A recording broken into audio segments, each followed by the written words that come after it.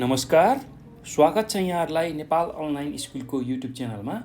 आज हामी कक्षा 10 को अनिवार्य स्वास्थ्य, जनसङ्ख्या तथा वातावरण शिक्षाको एसई को 2075 सालमा प्रदेश नम्बर 5 मा सोधेको प्रश्न र त्यसको उत्तरहरू हामीले यो भिडियोमा हेर्नेछौँ। प्रदेश नम्बर 5 को एसईमा सोधेका प्रश्न र त्यसका उत्तरहरू हामीले यो भिडियोमा लिएर आएका छौँ र त्यसलाई हामी एसई सोल्युसन 2075 प्रदेश नम्बर 5 पनि भनेर बुझ्न सक्छौँ।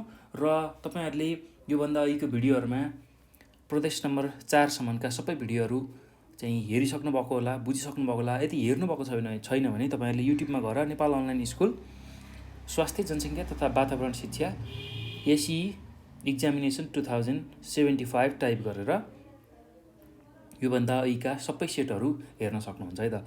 र आज चाहिँ हामी प्रदेश नम्बर 5 मा एसई को 2075 सालमा सोधेको प्रश्नहरू जुन चाहिँ अनिवार्य स्वास्थ्य, जनसङ्ख्या तथा वातावरण शिक्षामा सोधेका प्रश्न र त्यसको उत्तरहरू हेर्दै छौँ है त। ल अब हामीसँग हाम्रो प्रश्नमा 3वटा खण्डहरू छ, 3वटा समूहहरू छ। समूह क, समूह ख र समूह ग। समूह क मा हाम्रो अति छोटो प्रश्न उत्तरहरू छन् जुन चाहिँ 1 अङ्क ल्याउनको लागि सहयोगी छन्। र त्यस्तै समूह ख मा हाम्रो 9वटा प्रश्नहरू छ र प्रत्येक प्रश्नको 4 अङ्क हामीलाई प्राप्त हुन्छ। र समूह ग मा हाम्रो 4वटा प्रश्नहरू छ र प्रत्येकले हामीलाई 7 अङ्क ल्याउनको लागि सहयोग गर्दछ है त। यति कुरा हामीले बुझ्यौँ। अब हामी प्रश्न र उत्तरहरू तर्फ लागौँ। सुरुमा हामी प्रश्नहरूलाई हेरौँ। के प्रश्नहरू दिएको छ त्यही प्रश्न अनुसार हामी उत्तर गर्दै जान्छौँ है त। ल अब एसई को 2075 सालमा प्रदेश नम्बर 5 मा सोधेको छोटो प्रश्न उत्तर मध्येमा पहिलो नम्बरको प्रश्न के छ भन्दाखेरि जनसाङ्ख्यिकी भन्नाले के बुझिन्छ भनेर सोधेको छ। ल जनसाङ्ख्यिकी भन्नाले के बुझिन्छ भनेर सोधेको छ। ल अब यसको उत्तरमा के लेख्न सकिन्छ भने जनसाङ्ख्यिकी भन्ने बित्तिकै हामीले के कुरा बुझ्छौँ भने मानव जनसङ्ख्याको तथ्याङ्कीय अध्ययन गर्ने जुन शास्त्र छ त्यसलाई हामी जनसाङ्ख्यिकी भनेर भन्छौँ। अब जनसाङ्ख्यिकी जसलाई हामी डेमोग्राफी भनेर भन्छौँ अङ्ग्रेजीमा, त्यो शब्द चाहिँ खास गरी 2टा ग्रिक शब्दहरू डेमोस र ग्राफियन भन्ने शब्दबाट आएको हो, जसमा डेमोसको चाहिँ अर्थ भनेको जनता र ग्राफियनको अर्थ भनेको अध्ययन भन्ने बुझिन्छ। अर्थात् जनताहरूको अध्ययनलाई नै हामीले के भन्ने रहेछौँ, जनसाङ्ख्यिकी भन्ने रहेछौँ है त। र त्यही कुरा हामी उत्तरको रूपमा लेख्दै जाउँ। प्रश्न नम्बर 1 को उत्तरमा मानव जनसङ्ख्याको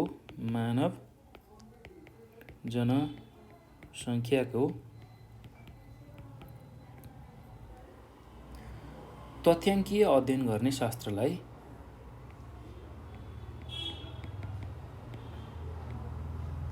तथ्याङ्कीय अध्ययन गर्ने शास्त्रलाई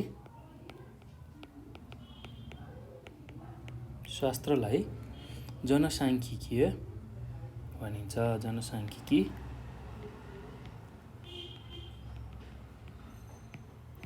जनसाङ्ख्यिकी भनिन्छ। ल यसमै अझै के कुरा थप्न सकिन्छ भने जनसाङ्ख्यिकी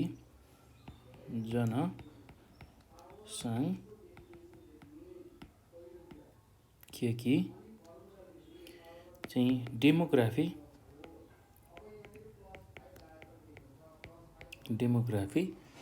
भन्ने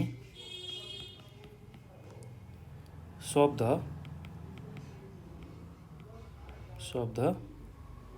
खास गरी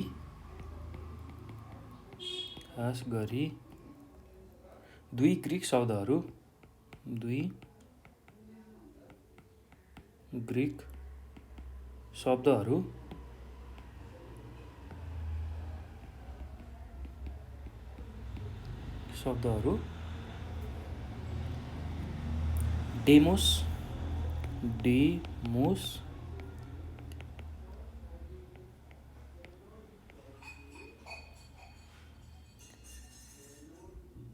डेमोस र ग्राफियन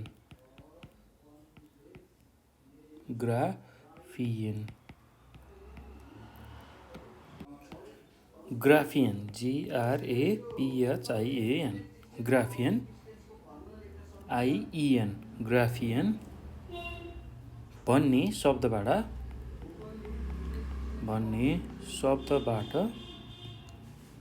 आएको हो। ल यो कुरा लेख्न सक्नुहुन्छ। अब यहाँ डेमोसको अर्थ के हो त्यो कुरा नि लेखौँ। जहाँ डेमोस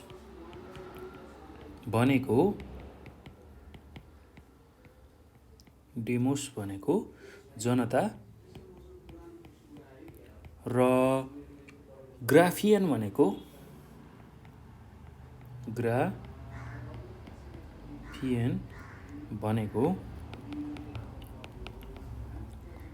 अध्ययन भन्ने बुझिन्छ।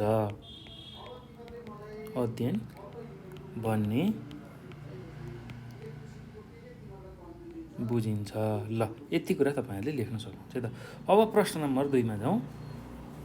प्रश्न नम्बर 2 मा के छ भन्दाखेरि जनसङ्ख्या वृद्धि दर कसरी निकालिन्छ भनेर सोधेको छ।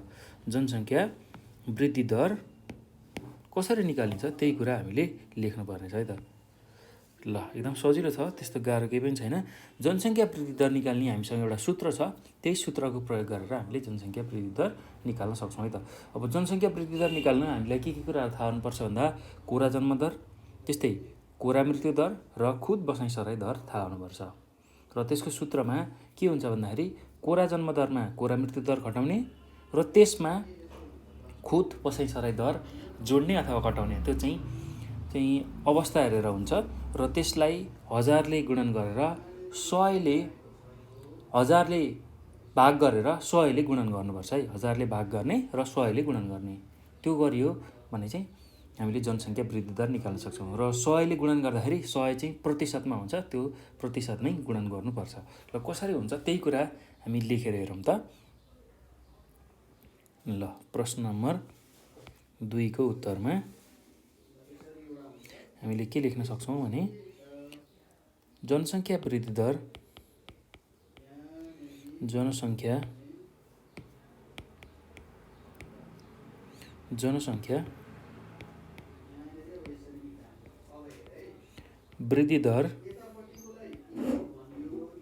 वृद्धि दर निकाल्न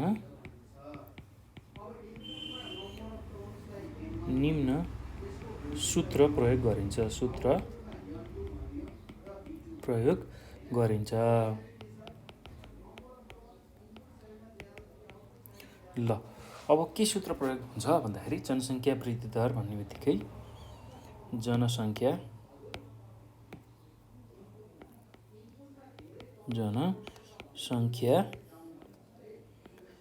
वृद्धि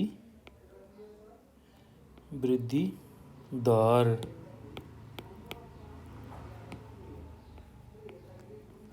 ल जनसङ्ख्या वृद्धि दरमा के कुराहरू राखिन्छ भने हामीले कोरा जन्म दरमा के गर्ने, कोरा मृत्यु दरलाई घटाउने र त्यसैमा प्लस माइनस गरेर चाहिँ खुद बसाइसराई दर राख्ने। खुद बसाइसराई दर। ल यसलाई यहाँनिर नै लेख्नु होला, मैले यहाँ ठाउँ नपुग्ने भएर तल लेखेँ। र यसलाई चाहिँ नै केले भाग गर्नु पर्यो भन्दा 1000 ले भाग गर्नु पर्यो र 100% ले चाहिँ गुणन गर्नु पर्यो। यति गरियो भने हामीले जनसङ्ख्या वृद्धि दर निकाल्न सक्छौँ है त। ल अब यो सँगसँगै अर्को प्रश्नमा जाउँ। प्रश्न नम्बर 3 मा के छ भन्दाखेरि दिगो विकासको एउटा महत्त्व लेख्नुहोस् भनेर सोधेको छ। ल दिगो विकासको अब धेरै महत्त्वहरू छ, त्यसमा एउटा महत्त्व के पर्छ भन्दाखेरि दिगो विकासको महत्त्व अन्तर्गत चाहिँ विकासमा अथवा जनसहभागितामा आधारित विकास भनेर हामीले भन्छौँ है त। जुन हाम्रो विकास गर्नुपर्ने छ तीको विकासको महत्त्व भन्ने बित्तिकै विकासलाई यसले प्राथमिकता दिन्छ र विशेष गरेर चाहिँ जनसहभागितामा आधारित विकास चाहिँ यसले बढी प्राथमिकता दिने भएको हुनाले अब दिगो विकासको महत्त्वमा यसलाई लिन सकिन्छ है त। ल त्यही कुरा हामीले लेखौँ। प्रश्न नम्बर 3 को उत्तरमा के लेख्न सकिन्छ भने दिगो विकासको एक महत्त्व, दिगो विकासको एक महत्त्व के हुन्छ भन्दाखेरि दिगो विकासको एउटा महत्त्वमा जनसहभागितामा आधारित विकास, जनसहभागितामा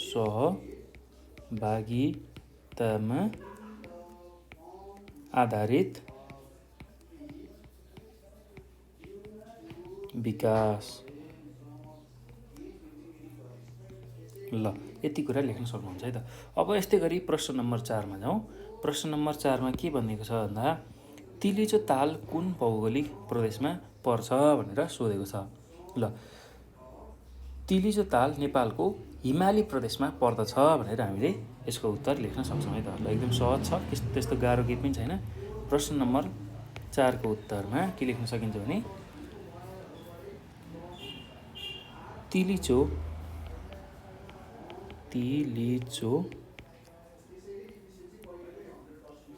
ताल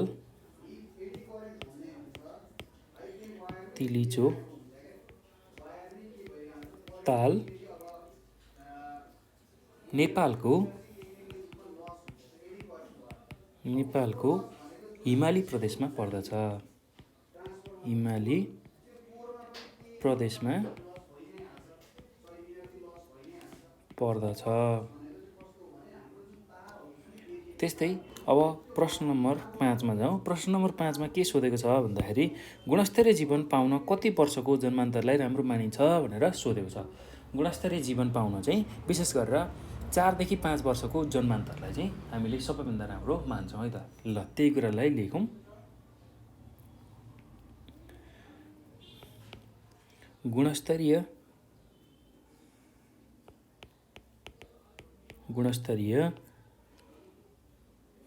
जीवन पाउन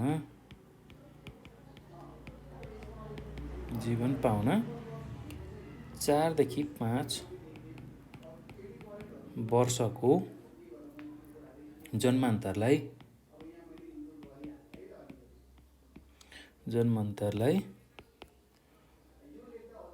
राम्रो मानिन्छ।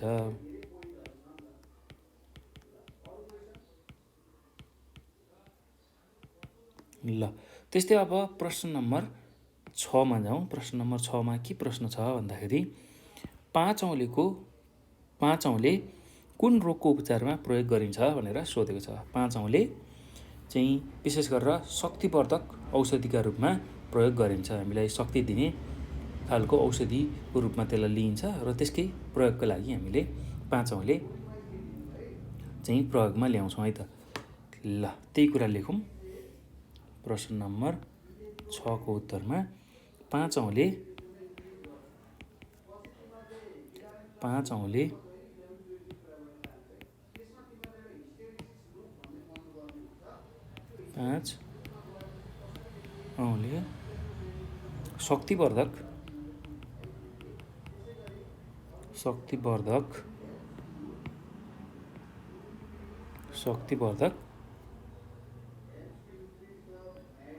शक्तिवर्धक औषधिका रूपमा प्रयोग गरिन्छ। औषधिका रूपमा प्रयोग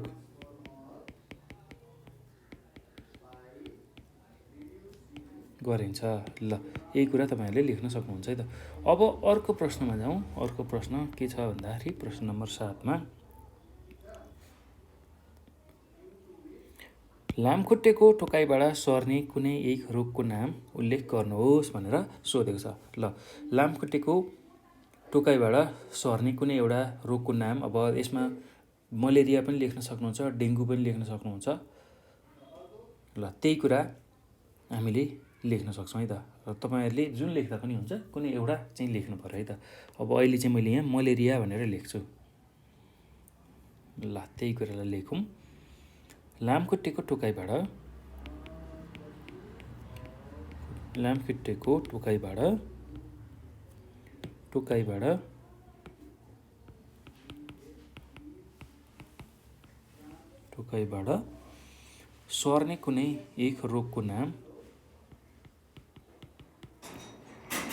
सर्ने कुनै एक रोगको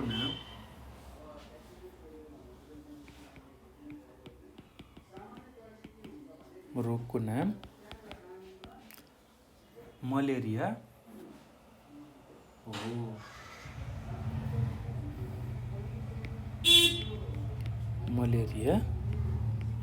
हो। ल यति कुरा तपाईँहरूले लेख्न सक्नुहुन्छ है त। अब अर्को प्रश्नमा जाउँ। अर्को प्रश्न के छ भन्दाखेरि सामान्यतया गर्भ रहेको कति दिनपछि बच्चा जन्मिन्छ भनेर सोधेको छ।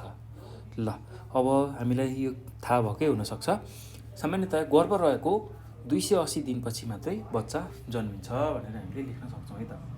सामान्यतया गर्भ रहेको 280 दिनपछि चाहिँ बच्चा जन्मन्छ। ल त्यही कुरालाई लेखौँ। प्रश्न नम्बर 8 को उत्तरमा सामान्यतया गर्भ रहेको 280 दिनपछि बच्चा जन्मिन्छ। ल यो कुरा लेख्न सक्नुहुन्छ। अब त्यस्तै गरेर अर्को प्रश्नमा जाउँ। प्रश्न नम्बर 9 मा के सोधेको छ भन्दाखेरि नियमित स्वास्थ्य परीक्षण स्वास्थ्य सेवाको कुन सेवा अन्तर्गत पर्दछ भनेर सोधेको छ। नियमित स्वास्थ्य परीक्षण चाहिँ स्वास्थ्य सेवाको कुन क्षेत्रमा अथवा कुन सेवा अन्तर्गत पर्छ भनेर सोधेको छ। ल यसको उत्तरमा के लेख्न सकिन्छ भने नियमित स्वास्थ्य परीक्षण स्वास्थ्य सेवाको प्रवर्धनात्मक स्वास्थ्य सेवा अन्तर्गत पर्दछ, जसलाई हामी प्रोमोटिभ हेल्थ भनेर भन्छौँ। हो त्यो प्रोमोटिभ हेल्थ सर्भिस अन्तर्गत चाहिँ नियमित स्वास्थ्य परीक्षण पर्दछ। ल त्यही कुरालाई हामी लेखौँ उत्तरको रूपमा। प्रश्न नम्बर 9 को उत्तरमा नियमित स्वास्थ्य परीक्षण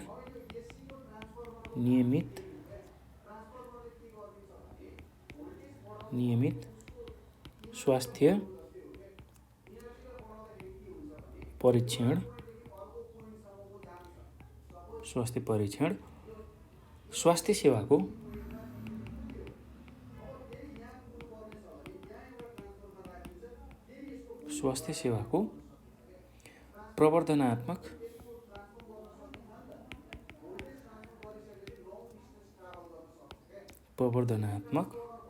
स्वास्थ्य सेवा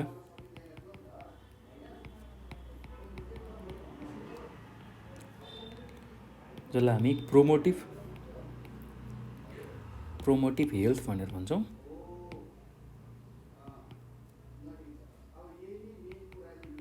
प्रोमोटिभ हेल्थ सर्भिस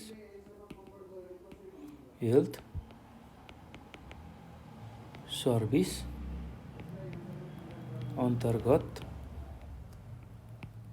पर्दछ। ल यति कुरा लेख्न सक्नुहुन्छ है त। अब अर्को प्रश्नमा जाउँ। अर्को प्रश्न के छ भन्दाखेरि व्यक्तिलाई सर्पले टोकेको हो भने चिन्ने कुनै एक लक्षण लेख्नुहोस् भनेर सोधेको छ। व्यक्तिलाई सर्पले टोकेको चिन्ने कुनै एक लक्षणमा के लेख्न सकिन्छ भने सर्पले टोकेको जुन ठाउँ छ त्यो ठाउँमा दाँतका डोबहरू देखिन्छ। ल त्यही कुरालाई उत्तरको रूपमा लेख्न सकिन्छ। प्रश्न नम्बर 10 को उत्तरमा व्यक्तिलाई सर्पले टोकेको हो भने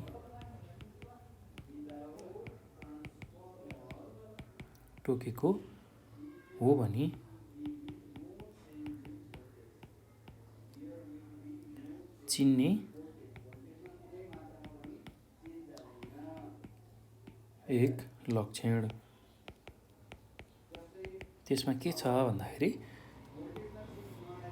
सर्पले टोकेको ठाउँमा दाँतका डोहरू देखिन्छ।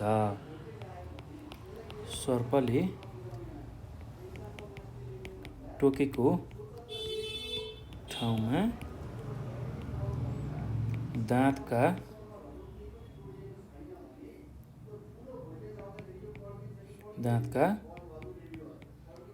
डोबहरू देखिन्छ।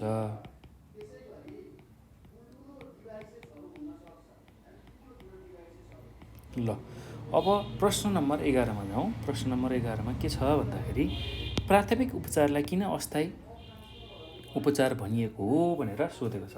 ल अब यसको उत्तरमा के लेख्न सकिन्छ भने प्राथमिक उपचार पूर्ण उपचारका लागि भन्दा पनि आकस्मिक उपचारका लागि हो र यसले बिरामी वा घाइते अवस्थामा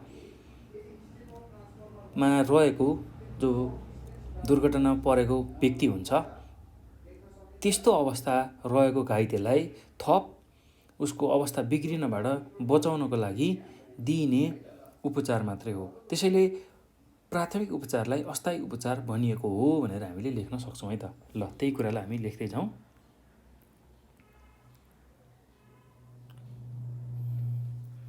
प्रश्न नम्बर 11 को उत्तरमा प्राथमिक उपचार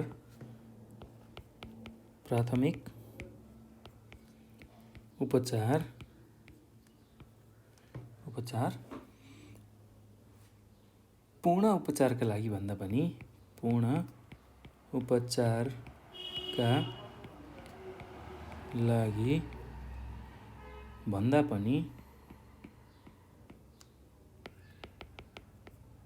पनि आकस्मिक उपचारका लागि हो।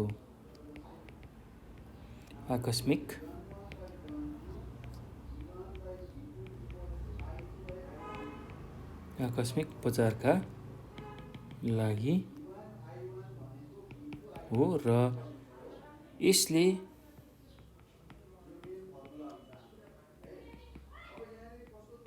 बिरामी वा घाइते अवस्था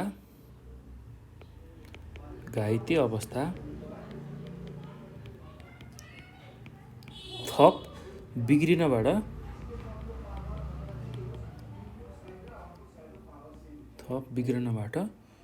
बचाउनका लागि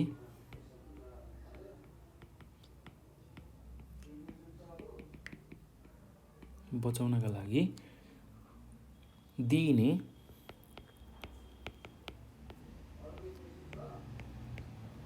उपचार मात्र हो भनेर हामीले लेख्न सक्छौँ है त।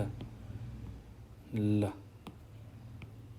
अब त्यसैले प्राथमिक उपचारलाई अस्थायी उपचार भनिएको हो भनेर हामी भन्न सक्छौँ। त्यसैले प्राथमिक उपचारलाई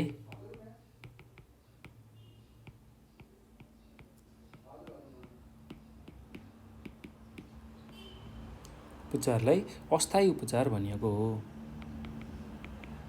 अस्थायी उपचार भनिएको हो।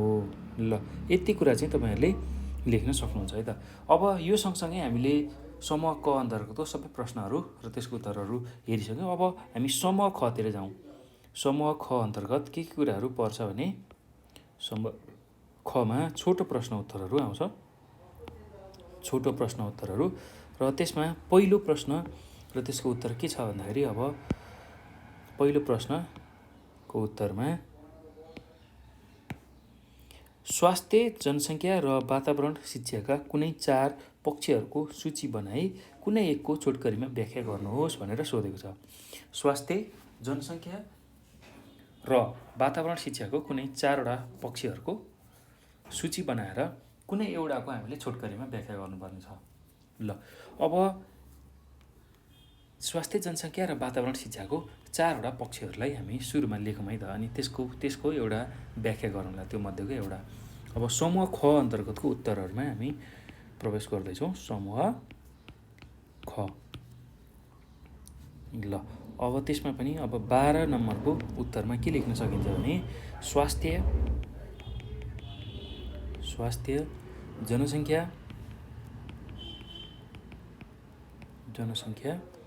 र वातावरण शिक्षाका 4 पक्षहरू।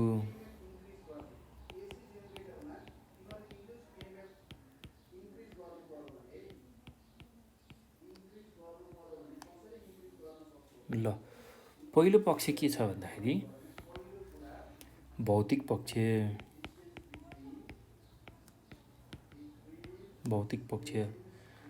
जसलाई हामी फिजिकल एस्पेक्ट भनेर भन्छौँ। त्यस्तै दोस्रो पक्ष के छ भन्दाखेरि जैविक पक्ष। Biological aspect. त्यस्तै गरेर तेस्रो पक्ष भनेको आर्थिक पक्ष।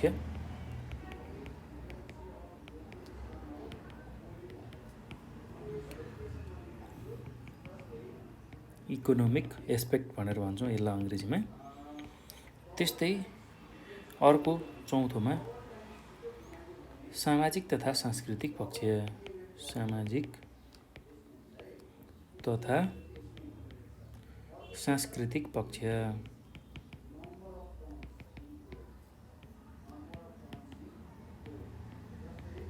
ल जसलाई हामी सोसियो कल्चरल एस्पेक्ट भनेर भन्छौँ।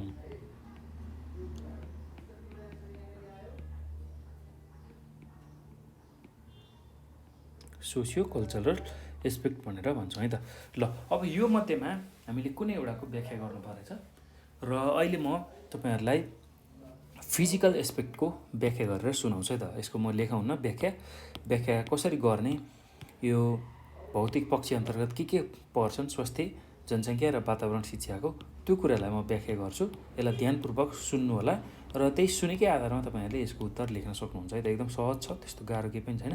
ल यही भौतिक पक्षको बारेमा अब म कसरी लेख्ने त्यो कुराहरू तपाईँहरूलाई बताउँछु है त। त्यो कुरा सुन्नु होला। भौतिक पक्ष अन्तर्गत प्राकृतिक र मानव निर्मित दुवै पक्षहरू पर्दछन्। मानिसले निर्माण गरेका तथा प्रकृतिमै रहेका विभिन्न खालका भौगोलिक संरचनाहरूलाई भौतिक पक्ष भनिन्छ।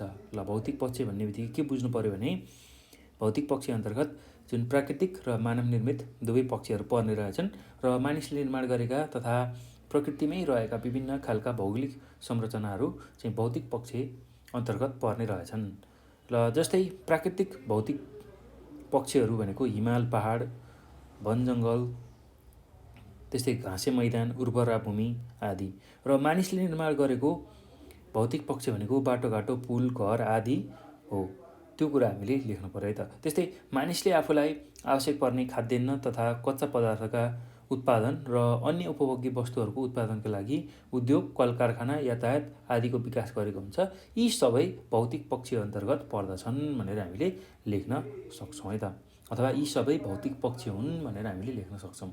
ल यति कुरा चाहिँ तपाईँहरूले लेख्नु होला है त। ल अब यो पछि हामी अर्को प्रश्नमा जान्छौँ। प्रश्न नम्बर 13मा के छ भन्दाखेरि विक्रम सम्वत 2071 सालमा कुनै सहरको 4 वर्ष उमेर समूहका जनसङ्ख्या मध्ये 1550 जनाको मृत्यु भयो र त्यस सहरमा उक्त वर्षको मध्यतिर सोही उमेरका जनसङ्ख्या चाहिँ 45,000 थियो भने उमेर विशिष्ट मृत्युदर पत्ता लगाउनुहोस् भनेर सोधेको छ। ल अब एकदम सजिलो छ यसको उत्तर र अर्को पनि सोधेको छ हेर्नुहोस् है। अरमा स्तनपान विधिले कसरी प्राकृतिक रूपमा गर्भनिरोध गर्न सहयोग गर्दछ भनेर सोधेको छ र यसमा हामीले के कुरा बुझ्नु पर्यो भने भाइ बहिनीहरू, अब तपाईँहरूले हिसाब पनि गर्न सक्नुहुन्छ यो दिएको हिसाब, अथवा जुन स्तनपान विधि कसरी प्राकृतिक रूपमा गर्भनिरोध गर्न सहयोग गर्दछ यसले, त्यो पनि लेख्न सक्नुहुन्छ। त्यो दुईटामा कुनै एउटा लेख्न सक्नुहुन्छ र म चाहिँ तपाईँहरूलाई दुवै प्रश्नको उत्तरहरू चाहिँ भनिदिन्छु, लेखिदिन्छु। त्यो गरियो भने तपाईँहरूले जुन सजिलो लाग्छ अबको आउने एसई परीक्षामा पनि लगभग प्रश्नहरू दोहोरिरहेका हुन्छन्। अब यही प्रश्न सोध्यो भने जुन सजिलो हुन्छ तपाईँहरूलाई त्यही चाहिँ प्रश्न तपाईँहरूले लेख्न सक्नुहुन्छ है त। ल एकदम सजिलो छ, त्यस्तो गाह्रो केही छैन। अब सुरुमा म हिसाब गर्छु। हिसाबमा हामीलाई के सोधेको छ भन्दाखेरि उमेर विशिष्ट मृत्युदर पत्ता लगाउनुहोस् भनेको छ र त्यो पनि हामी सजिलै निकाल्न सक्छौँ, किनभने त्यसको लागि हामीसँग सूत्र छ। त्यही सूत्रको प्रयोग गर्ने बित्तिकै हामीले सजिलै रूपमा उमेर विशिष्ट मृत्युदर पत्ता लगाउन सक्छौँ। ल पहिला हामीलाई दिएको कुराहरूलाई लेखौँ है त। प्रश्न नम्बर 13मा हामीलाई के कुराहरू दिएको छ भन्दाखेरि विक्रम सम्वत 2071 सालमा कुनै सहरमा चाहिँ हाम्रो कुल जनसङ्ख्या जुन 0 देखि 4 वर्षसम्म अथवा 14 वर्षसम्मको दिएको, 0 देखि 4 वर्षसम्म दिएको छ है। 0 देखि 4 वर्षसम्मको उमेर समूहको मृत्यु सङ्ख्या। ल विक्रम यहाँ हामीलाई दिएको कुरा गरौँ। विक्रम सम्वत 2071 सालमा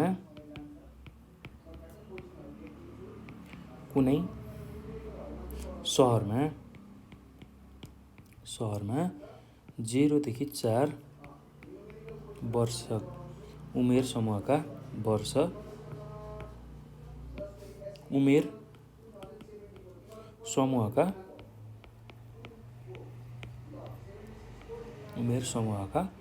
मृत्यु सङ्ख्या।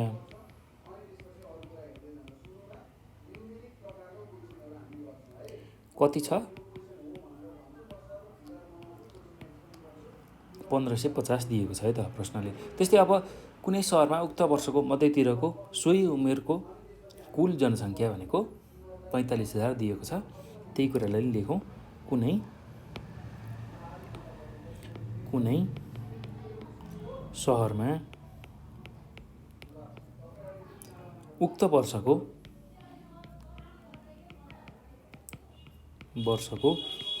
मध्यतिर सोही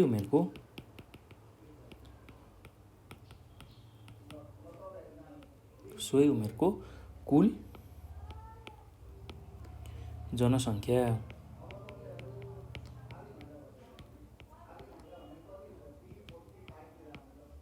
भनेको 45,000 रहेको छ।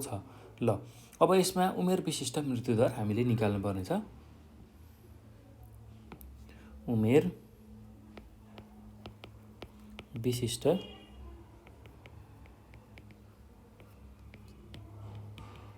मृत्युदर हामीलाई सोधेको छ। अब उमेर विशिष्ट मृत्युदर निकाल्ने हाम्रो सूत्र छ। सूत्र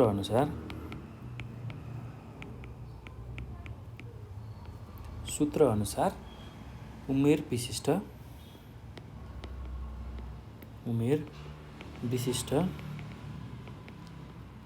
मृत्यु दर। ल त्यो कसरी निक्लिन्छ भन्दाखेरि 1 वर्षभित्रका कुनै तोकिएको उमेर समूहमा मर्ने मानिसहरूको सङ्ख्यालाई त्यही उमेर समूहको मध्य वर्षतिरको कुल जनसङ्ख्याले भाग गरेर 1000ले गुणन गर्यो भने त्यसले चाहिँ उमेर विशिष्ट मृत्युदर निकाल्न सहयोग गर्छ है त। ल त्यही कुरा हामीले हेरौँ। 1 वर्ष भित्रमा कुनै तोकिएको उमेर समूहमा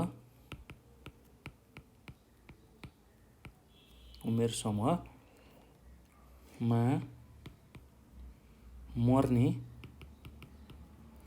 मानिसहरूको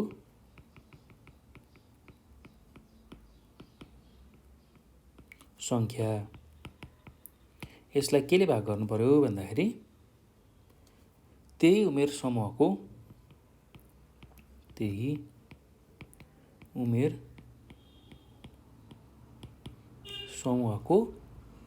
मध्य वर्षतिरको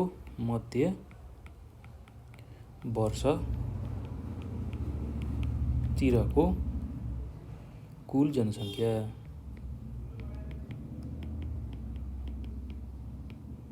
कुल जनसङ्ख्याले भाग गर्नु पर्यो र 1000ले गुणन गर्नु पर्यो। ल यति गरियो भने चाहिँ हामीले उमेर विशिष्ट मृत्युदर निकाल्न सक्छौँ। ल अब हामीलाई के कुराहरू दिएको छ त्यही कुराहरूलाई लेखौँ। 1 वर्षभित्र कुनै एउटा तोकिएको उमेर समूहमा मर्ने मानिसहरूको सङ्ख्या दिएको छ 71 सालको 1550 जना। त्यही कुरालाई लेखौँ 1550 र त्यही उमेर समूहको मध्यवर्षतिरको कुल जनसङ्ख्या हाम्रो कति छ 45,000 दिएको छ र त्यसलाई हामीले 1000ले गुणन गर्नुपर्ने छ। ल अब यसलाई क्यालकुलेटरमा थिच्दाखेरि कति आउँछ भन्दा 34.44 आउँछ र यसलाई हामी जहिले पनि प्रति हजारमा व्यक्त गर्छौँ। प्रति हजारमा व्यक्त गर्छौँ अर्थात् 1000 जनामा चाहिँ 34 जना चाहिँ बालकको मृत्यु हुने रहेछ। त्यो कुरा हामीले बुझ्नु पर्यो। ल अब यसलाई कसरी लेख्न सकिन्छ यसको निष्कर्षमा भन्दाखेरि तसर्थ त्यस सहरमा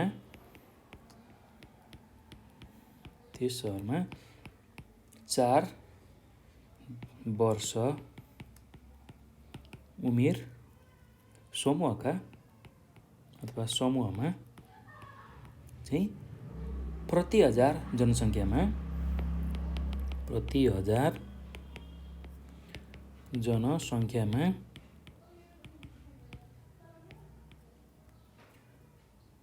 34.44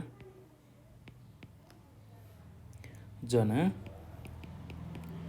बालकको मृत्यु भएको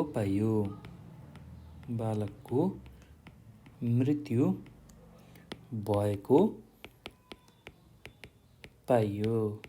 ल यति कुरा तपाईहरुले लेख्न सक्नुहुन्छ है त। अब हामी यसकै अथवा वाला जुन प्रश्न छ त्यसमा के सोधेको छ भन्दाखेरि स्तनपान विधिले कसरी प्राकृतिक रूपमा गर्भनिरोध गर्न सहयोग पुर्याउँछ त्यो सोधेको छ। त्यसको उत्तर पनि हामीले लेख्नुपर्ने छ। ल अब यसको उत्तर म भन्दैछु, तपाईहरुले एकदम ध्यानपूर्वक सुन्नु होला र सुनेरै यसलाई लेख्न सक्नुहुन्छ। एकदम सजिलो छ, त्यस्तो केही गाह्रो छैन। ल यसको उत्तर म भन्छु, यसलाई ध्यानपूर्वक सुनेर तपाईहरुले लेख्न सक्नुहुन्छ है त। ल यसको उत्तरमा के लेख्न सकिन्छ भने स्तनपान गराउँदा डिम्ब निस्कने प्रक्रिया ढिलो हुन्छ। कुनै महिलाले यदि बच्चालाई दैनिक 4-4 घण्टाको अन्तरालमा दिनमा कम्तीमा 6 पटक नियमित रूपमा स्तनपान गराउँछिन् भने त्यसले पनि महिलाको डिम्ब निष्कासनको प्रक्रिया ढिलो हुन्छ। यदि स्तनपानको काम नियमित भएमा झन्डै 30 महिनासम्म पनि गर्भ नरहन सक्छ। तर जब आमाको दुधले पुग्दैन र बालकलाई अरू खानेकुराहरू खुवाइन्छ तब यो नियमितता टुट्न सक्छ। साथै आमा जागिरे वा पेसामा व्यस्त हुँदाखेरि चाहिँ के हुन्छ भन्दा यो नियमित रूपमा पालना हुन नसक्ने भएको कारण कम प्रभावकारी हुन सक्छ। तर 6 महिनासम्म आमाको दुध नियमित चुसाउँदा भने यो विधि प्रभावकारी हुन्छ र यसको प्रभावकारिता झन्डै 79.9% हुन्छ भनेर हामीले लेख्न सक्छौँ है त।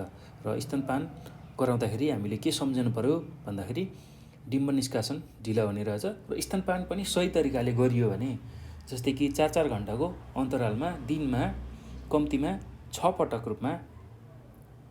पटक नियमित रूपमा चाहिँ स्तनपान गराउने हो भने त्यसले डिम्ब निष्कासन ढिलो गराउँछ र यदि सहवास भइहाले पनि बच्चा नरहने सम्भावना धेरै नै हुन्छ है त। र त्यो कुरा हामीले बुझ्नु पर्यो। र 6 महिनासम्म चाहिँ आमाको दुध नियमित चुसाउने हो भने, स्तनपान गराउने हो भने त्यसले चाहिँ बच्चा अथवा गर्भ रहन दिँदैन। त्यो कुरा हामीले बुझ्नु पर्यो है त। ल यति कुरा तपाईहरुले लेख्नु होला यसमा। अब हामी यो पछि अर्को प्रश्नमा जान्छौँ। अर्को प्रश्न के छ भन्दाखेरि जनसङ्ख्या नियन्त्रणले दिगो विकासमा सहयोग पुर्याउँछ, यस भनाइलाई उदाहरणसहित प्रश्न पार्नुहोस् भनेको छ।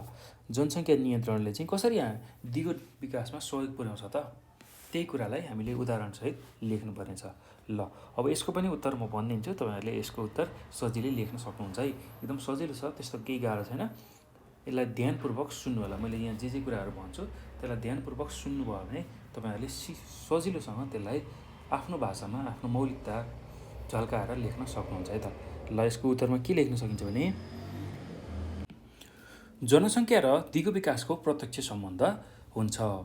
जनसङ्ख्या नियन्त्रणले कुनै ठाउँमा भएको प्राकृतिक स्रोत र साधन तथा जनसङ्ख्या बीच सन्तुलन सन्तुलन कायम गर्दै मानव कल्याण कसरी बढाउन सकिन्छ भन्ने कुरामा जोड दिन्छ। त्यस्तै प्राकृतिक साधन र स्रोत तथा जनसङ्ख्याबीच सन्तुलन कायम भएमा खाद्यान्न, आवास, कपडा, शिक्षा, स्वास्थ्य लगायतका मानवीय आवश्यकतामा सकारात्मक प्रभाव पर्छ। मानिसले पृथ्वीमा भएका सीमित साधन र स्रोतहरू उपयोग गरी आफ्नो जीवन निर्वाह गर्छन्, तर जनसङ्ख्या वृद्धिले गर्दा मानवीय आवश्यकता पनि वृद्धि हुँदै जान्छ। अब यस्तो भएमा, यसरी त्यो माग बढ्दै गएमा पृथ्वीमा भएका स्रोत साधनहरू चाहिँ बढ्दैनन्। यो स्रोत र साधनहरू सीमित हुन्छन्, तिनीहरूको सङ्ख्या बढ्दैन। तर मान्छेले अथवा मान्छेको जुन जनसङ्ख्या छ त्यो बढ्दै जाँदाखेरि यो चाहिँ चलाउँदै जाँदाखेरि यो सिद्धिने अथवा रित्तिने क्रम हुन्छ है त। त्यो कुरा हामीले बुझ्नुपर्छ। त्यसैले दिगो विकासका लागि जनसङ्ख्या नियन्त्रण हुनु अति आवश्यक छ। यदि जनसङ्ख्या नियन्त्रण भएन भने त्यसले विकराल स्वरूप लिएर आउँछ। त्यो कुरा चाहिँ हामीले बुझ्नुपर्छ। र यसरी दिगो विकास गर्नकै लागि र एक किसिमको टिकाउ विकास र भावी पुस्ताका लागि पनि स्रोत र साधनको उचित उपयोग गर्नका लागि पनि चाहिँ जनसङ्ख्या नियन्त्रण हुनु एकदमै आवश्यक छ भनेर हामीले भन्न सक्नुपर्छ है त। ल त्यही कुरा लेख्न सक्नुपर्छ।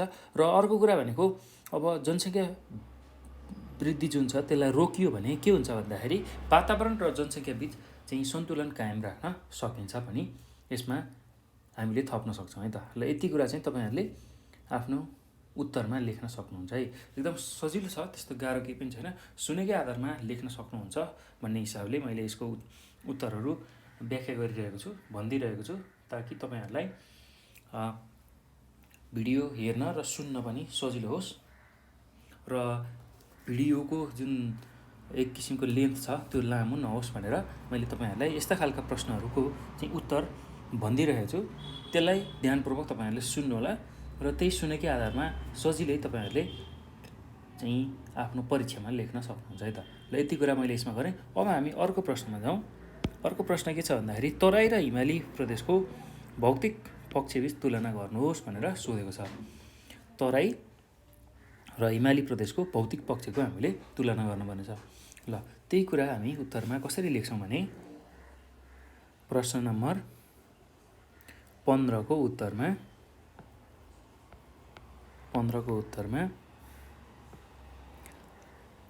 हिमाली र तराई प्रदेशको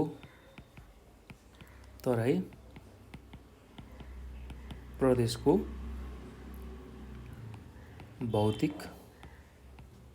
पक्षको तुलना। ल अब एकातिर हामी तराई प्रदेश राखौँ र अर्कोतिर हिमाली पक्ष राखौँ है त। ल केही गाह्रो छैन। एकातिर हामी यहाँ यतातिर के राख्छौँ, तराई पक्ष राखौँ अथवा तराई प्रदेश राख्छौँ, तराई प्रदेश। अब हामीले अहिले भौतिक पक्षको तुलना गर्दैछौँ। त्यसै गरी अब अर्कोतिर हिमाली प्रदेश,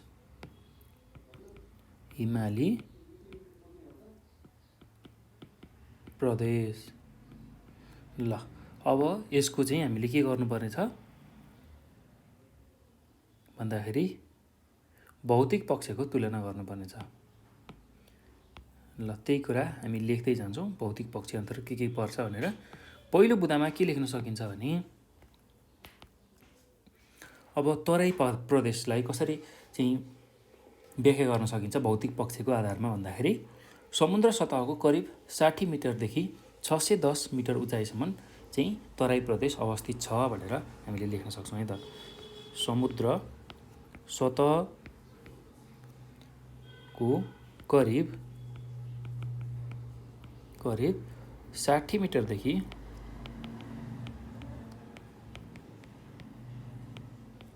610 मिटर उचाइसम्म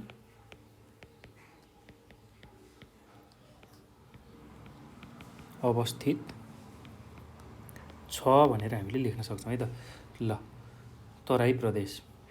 अब त्यस्तै गरी हिमाली प्रदेश चाहिँ कतिदेखि कतिसम्म फैलिएको छ अथवा अवस्थित छ भन्दाखेरि 4877 मिटरदेखि 8848 मिटर उचाइसम्म अवस्थित छ भनेर हामीले लेख्न सक्छौँ है त। समुद्र सतहको करिब 4877 मिटरदेखि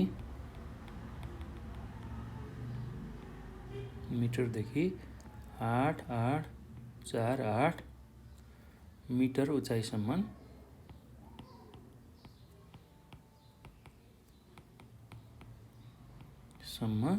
अवस्थित छ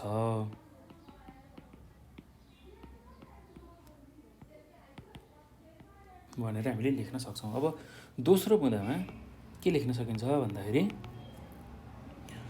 देशको कुल भूभागको 23% जमिन चाहिँ तराई प्रदेशले ओगटेको छ। ल, त्यही कुरा लेखौँ। देशको कुल भूभागको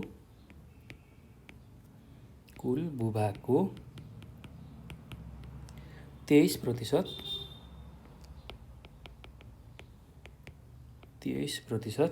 जमिन तराई प्रदेशले ओगटेको छ।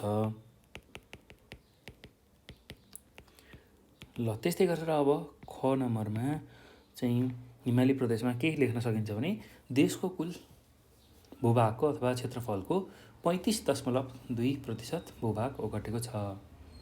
देशको कुल भूभागको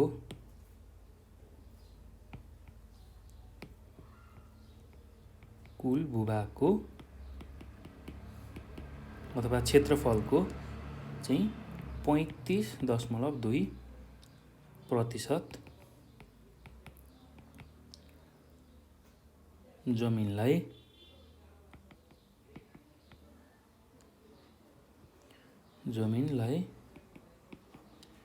हिमाली प्रदेशले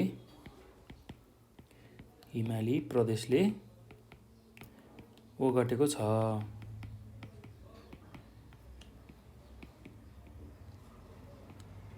ल, यति कुरा तपाईहरुले लेख्नु होला। अब अर्को बुँदामा के लेख्न सक्नुहुन्छ भने तराई प्रदेशमा यहाँको जलवायु उष्ण एवं आर्द्र किसिमको छ, अर्थात् गर्मी खालको हावापानी पाइन्छ भनेर हामीले लेख्न सक्छौँ। ग नम्बरमा यहाँको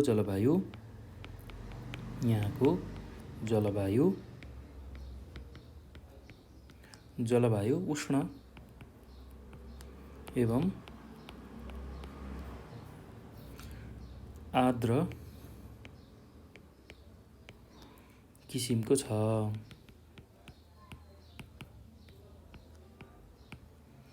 ल, त्यस्तै अब हिमाली क्षेत्रको हावापानी अथवा वातावरण कस्तो छ भन्दा ओसिलो र ठन्डा किसिमको छ। यहाँको वातावरण अथवा जलवायु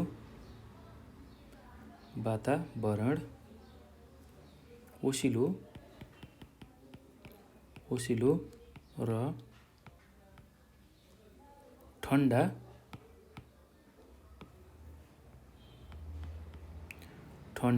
किसिमको छ।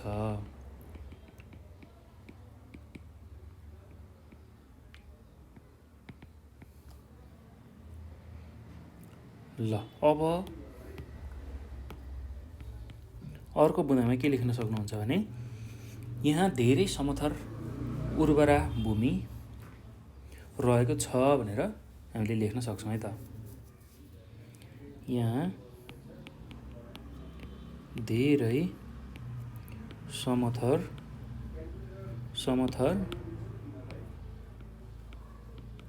भूमि रहेको छ।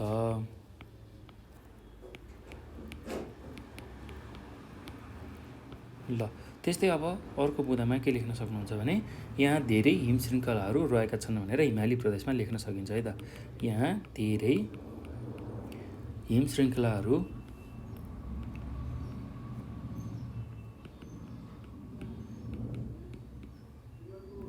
हिम श्रृङ्खलाहरू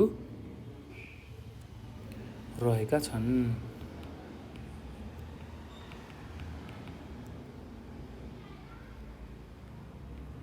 ल यति कुरा तपाईँहरूले लेख्न सक्नुहुन्छ है त। अब यो पछि हामी अर्को प्रश्नमा जाउँ। अर्को प्रश्नमा के छ भन्दाखेरि गुणस्तरीय जीवनका आधारहरू लेखी कुनै एकको छोटकरीमा व्याख्या गर्नुहोस् भनेर सोधेको छ। ल गुणस्तरीय जीवनको आधारहरू हामीले लेख्नुपर्ने छ सुरुमा र त्यसको कुनै एउटाको हामीले छोटकरीमा व्याख्या गर्नुपर्ने छ। ल अब त्यसलाई हामीले कसरी लेख्न सक्छौँ भने गुणस्तरीय जीवनका आधारहरूमा के पर्छन् भन्दा पहिलो आधार भनेको आधारभूत आवश्यकता, जसलाई हामी बेसिक निड भनेर भन्छौँ। त्यस्तै दोस्रो आधार भनेको भौतिक जीवन स्तरका सूचकहरू, जसलाई हामी physical quality of life index भनेर भन्छौँ अङ्ग्रेजीमा। र त्यस्तै अर्को भनेको मानव विकास सूचकाङ्क, जसलाई हामी ह्युमन डेभलपमेन्ट इन्डेक्स भनेर भन्छौँ। अब त्यसमा त्यो मध्येमा कुनै एउटाको हामीले व्याख्या गर्नुपर्ने छ। ल यसलाई म बुनागत रूपमा लेखाउँछु र व्याख्या गर्छु, त्यसलाई ध्यानपूर्वक तपाईँहरूले सुन्नु होला, हेर्नु होला है त। ल प्रश्न नम्बर 16 को के छ भन्दाखेरि लेख्नुपर्ने गुणस्तरीय जीवनका आधारहरू। गुणस्तरीय जीवनका आधारहरू, जीवनका आधारहरू। ल गुणस्तरीय जीवनका आधारहरूमा पहिलो आधार के छ भन्दाखेरि आधारभूत आवश्यकताहरू। आधारभूत आवश्यकताहरू।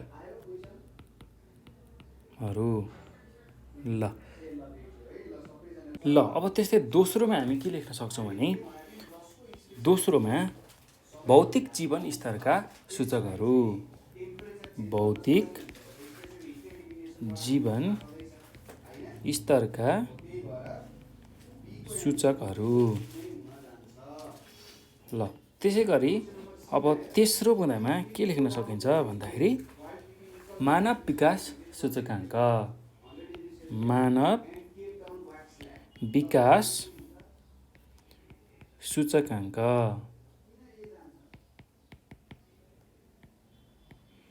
ल यति कुरा तपाईँहरूले यसमा लेख्न सक्नुहुन्छ त। अब यसमध्येमा कुनै एउटाको हामीले व्याख्या गर्नुपर्ने छ र त्यो व्याख्यामा हामीले अब सुरुमा पहिलो जुन आधारभूत आवश्यकता छ त्यसको बारेमा व्याख्या गर्छौँ र मैले चाहिँ यो व्याख्या गर्छु तपाईँहरूलाई सजिलो होस् भनेर। ल यसलाई ध्यानपूर्वक सुन्नु होला, यसमा के कुराहरू लेख्न सकिन्छ। तपाईँहरूले भौतिक जीवन स्तरका सूचकको बारेमा पनि व्याख्या गर्न सक्नुहुन्छ, त्यस्तै मानव विकास सूचकाङ्कको बारेमा पनि व्याख्या गर्न सक्नुहुन्छ, कुनै एउटाको गर्न सक्नुहुन्छ है त। र अहिले चाहिँ मैले आधारभूत आवश्यकताहरूको बारेमा व्याख्या गर्छु, यसलाई ध्यानपूर्वक सुन्नु होला है त। ल अब यसमा के लेख्न सकिन्छ भने सामान्य जीवन निर्वाहका निम्ति नहुने वस्तु तथा सेवाको आपूर्ति भएको स्थितिलाई आधार मानेर हामीले गुणस्तरीय जीवनको मापन गर्न सकिन्छ। त्यस्तै आधारभूत आवश्यकताको परिपूर्तिलाई आर्थिक विकासको सूचकका रूपमा सन् 1990 को दशकदेखि मात्र लिन थालिएको हो। आर्थिक विकासका माध्यमबाट मानिसको आधारभूत आवश्यकता पूरा भई गुणस्तरीय जीवन सुधार चाहिँ आउँछ। त्यसैले आधारभूत आवश्यकतालाई गुणस्तरीय जीवनको एउटा महत्त्वपूर्ण आधार मानिन्छ। अब आधारभूत आवश्यकताभित्र कस्ता खालका कुराहरूको आपूर्ति अथवा पूर्ति गर्नुपर्ने हुन्छ भन्दाखेरि खाद्यान्न, त्यस्तै गरेर आवास, लत्ता कपडा, शिक्षा, स्वास्थ्य, खानेपानी तथा सरसफाइ, सुरक्षा र यौन सम्बन्धी उचित सल्लाहहरू चाहिँ हामीलाई आवश्यक पर्छ है त। यसको चाहिँ परिपूर्ति भयो भने मात्रै हामी आधारभूत आवश्यकताहरूको परिपूर्ति भयो भनेर हामीले भन्न सक्छौँ है त। ल यति कुरा तपाईँहरूले यसको उत्तरमा लेख्नु होला है त। ल अब अर्को प्रश्नमा के छ भन्दाखेरि पशुपन्छीको चहल पहलमा कमी हुँदा जैविक विविधतामा कसरी प्रतिकूल असर पर्छ स्पष्ट पार्नुहोस् भनेर सोधेको छ। पशुपन्छीको चहल पहल कम हुँदाखेरि जैविक विविधतामा त्यसले कसरी प्रभाव पार्छ त्यही कुरालाई हामीले लेख्नुपर्ने छ। ल अब यसको उत्तरमा हामीले के लेख्न सकिन्छ भने यसको उत्तर पनि तपाईँहरूले ध्यानपूर्वक सुन्नु होला है। म यसको उत्तर भनिदिन्छु। र त्यही सुनेकै आधारमा लेख्न सक्नुहुन्छ। एकदम सजिलो छ यसको उत्तर पनि। ल यसमा के लेख्न सकिन्छ भने मानिसका गतिविधि जस्तै कृषि कार्यको विस्तार, वनजङ्गलको फडानी आदिले गर्दा प्राकृतिक वासस्थान विनाश हुन थालेको छ। जुन पशुपन्छीको एउटा बस्ने प्राकृतिक वासस्थान हुन्थ्यो जङ्गल, त्यो जङ्गल चाहिँ अहिले फडानी भइरहेको छ। के कारणले भन्दाखेरि कृषि कार्यको विस्तार, त्यस्तै वनजङ्गलको फडानीबाट। र प्राकृतिक वातावरणमा ह्रास आउनाले पशुपन्छीको चहल पहलमा पनि कमी आउँछ। वन विनाश, कृषि भूमिको विस्तार र सहरीकरणले गर्दा प्राकृतिक वातावरण बिग्री त्यस्तो स्थान घट्दै गएको छ।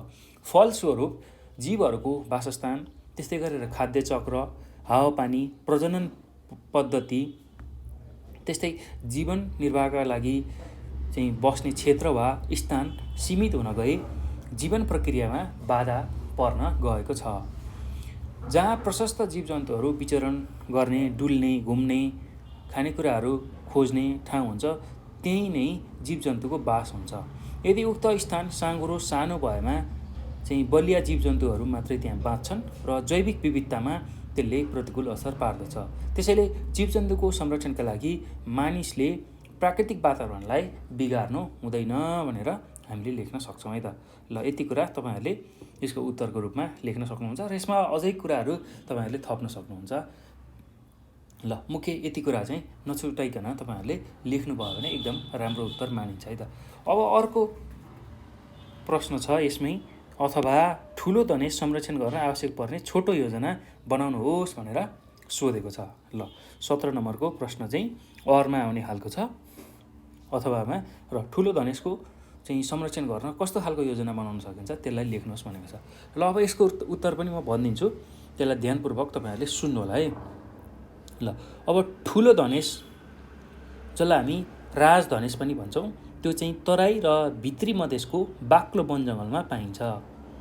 यो चरा विशेष गरी चितवन, बाँके र बर्दिया राष्ट्रिय निकुञ्जहरू, पर्सा र शुक्लापाटा वन्यजन्तु आरक्षहरूमा पाइन्छ।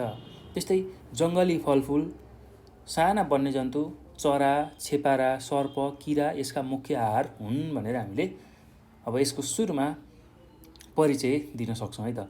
अब यो पछि चाहिँ ठुलो धनेश संरक्षण तथा यसको सङ्ख्या वृद्धि गर्न चाहिँ कस्तो खालको उपाय अपनाउने त्यही कुराको बारेमा चर्चा गर्छौँ। र धनेशको, अब ठुलो धनेशको संरक्षण तथा सङ्ख्या वृद्धि गर्न हामीले कस्तो खालको योजना बनाउन सकिन्छ भने पहिलो बुँदामा के लेख्न सक्नुहुन्छ भन्दाखेरि प्राकृतिक वासस्थान तथा वातावरणको संरक्षण गर्ने, त्यस्तै ठुलो धनेशको जुन चोरी सिकारी हुन्छ त्यसलाई नियन्त्रण गर्ने। त्यसै गरी अर्को तेस्रो बुँदामा के लेख्न सक्नुहुन्छ भने यिनीहरूको संरक्षणको लागि स्थानीय सहभागिता गराई संरक्षणबाट हुने फाइदा, जोगाउन अपनाइने उपाय र दुर्लभ हुनुका कारण चाहिँ जानकारी एवं जनचेतना बढाउने भनेर लेख्न सक्नुहुन्छ। त्यस्तै अर्को बुँदामा के लेख्न सक्नुहुन्छ भने ठुलो धनेश सम्बन्धी बनेका नीति नियमहरूलाई कडाइका साथ लागू गर्ने र दण्ड सजायको व्यवस्था गर्ने भनेर हामीले लेख्न सक्छौँ है त। ल यति कुरा चाहिँ तपाईँहरूले यसको उत्तरमा लेख्न सक्नुहुन्छ। एकदम सजिलो छ, त्यस्तो गाह्रो केही पनि छैन। ल अब यो पछि हामी प्रश्न नम्बर 18 मा जान्छौँ। यसमा के सोधेको छ भन्दाखेरि वातावरणीय स्वास्थ्य र रोग कसरी अन्तर सम्बन्धित छन्, उदाहरणसहित प्रस्तुत गर्नुहोस् भनेर सोधेको छ। वातावरणीय स्वास्थ्य र रोग कसरी चाहिँ एक आपसमा अन्तर सम्बन्धित रहेका छन् त्यसलाई चाहिँ हामीले उदाहरण दिएर प्रश्न पार्नु छ। ल अब यसको उत्तरमा के लेख्न सक्नुहुन्छ भने वातावरणमा रहेका हावा, पानी, माटो र ध्वनिको स्वस्थता र शुद्धतालाई नै वातावरणीय स्वास्थ्य भनिन्छ। ल सुरुमा त हामीले वातावरणीय स्वास्थ्यको परिभाषा लेख्नु पर्यो। वातावरणमा रहेको पानी, माटो र ध्वनिको स्वस्थता र शुद्धतालाई नै वातावरणीय स्वास्थ्य भनिन्छ। हाम्रो वरिपरिको हावामा अक्सिजनको मात्रा पर्याप्त हुनु, ग्यासहरूका बीचमा राम्रो सन्तुलन कायम हुनु वातावरणीय स्वास्थ्य हो। विभिन्न सङ्क्रामक रोगहरू नियन्त्रण गर्न स्वच्छ हावा, सफा खानेपानी, व्यक्तिगत सरसफाइ, बानी व्यवहार, सन्तुलित तथा ताजा खाद्यान्नको व्यवस्था, पौष्टिक खानाको व्यवस्थापनमा महत्त्वपूर्ण भूमिका त्यसले खेल्ने गर्छ। यदि वातावरणमै रहेका हावा, पानी, माटो जस्ता तत्त्वहरू प्रदूषित भएमा विभिन्न सङ्क्रामक रोगहरू उत्पत्ति हुनुका साथै मानवीय तथा सम्पूर्ण जैविक जगतमा हानिकारक असर पुर्याउँछ। उदाहरणका लागि मानवीय क्रियाकलापबाट वातावरणलाई हानि नोक्सानी पुर्याएमा विभिन्न प्रकारका रोगहरूको सिर्जना हुन्छ। त्यस्तै प्रदूषणयुक्त पानीले जाडापखाला, म्यादी ज्वरो, रुगा, खोकी, फोक्सो सम्बन्धी अन्य रोगहरू निम्ति आउँछन्। वातावरण प्रदूषणले झिङ्गा, लामखुट्टे, परजीवी आदि रोगबाहेक किराहरूको वृद्धि गर्दछ। यिनीहरूले एक ठाउँको रोग अर्को ठाउँमा र एकजनाको रोग अर्कोमा सार्ने गर्दछन्। तसर्थ वातावरणीय स्वास्थ्य चाहिँ स्वस्थ रहे मात्रै विभिन्न संक्रामक रोगहरू नियन्त्रण गर्न सहयोग पुग्दछ भनेर तपाईँहरूले यसको उत्तरमा लेख्न सक्नुहुन्छ है त। ल एकदम सहज छ, त्यस्तो केही पनि गाह्रो छैन। एकचोटि सुनेकै भरमा तपाईँहरूले यसको उत्तर एकदम राम्रोसँग लेख्न सक्नुहुन्छ है त। ल यति कुरा मैले यसमा गरेँ। अब हामी अर्को प्रश्नमा जाउँ। अर्को प्रश्न के छ भन्दाखेरि, यदि तपाईँले नवजात शिशु स्याहार गर्नु परेमा विशेष गरी कुन कुन कुरामा ध्यान दिनुहुन्छ, कुनै 4वटा तरिका लेख्नुहोस् भनेर सोधेको छ। यदि तपाईँले नवजात शिशु स्याहार गर्नु परेमा विशेष गरेर कुन कुन कुरामा चाहिँ ध्यान दिनुहुन्छ, कुनै 4वटा तरिका लेख्नुहोस् भनेर सोधेको छ। ल अब यसको उत्तरमा हामीले के लेख्न सक्छौँ भने, नवजात शिशुलाई स्वास्थ्य हेरचाह गर्दाखेरि 4वटा कुरामा ध्यान दिनुपर्छ। त्यो के हो भन्दाखेरि, पहिलो बुँदामा के लेख्न सक्नुहुन्छ भने, बच्चा जन्माउने बित्तिकै उसको शरीरका सबै भागमा राम्रोसँग न्यानो सफा कपडाले पुछिदिनुपर्छ।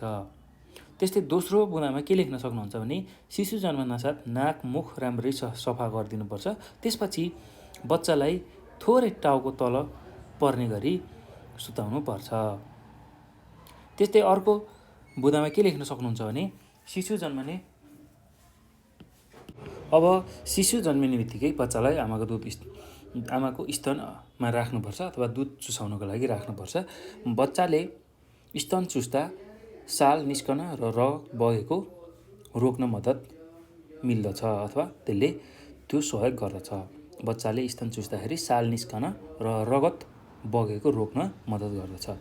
अब त्यस्तै अर्को के लेख्न सकिन्छ भने, नाल काट्दा सफा, सुरक्षित र निर्मलीकृत गरेको सामान प्रयोग गरी नाइटोबाट 2 सेमी जति बाँकी राखी काट्नु पर्दछ। हो यस्तो खालको चाहिँ स्याहार चाहिँ शिशु जन्मिने बित्तिकै हामीले गर्न सकिन्छ है त।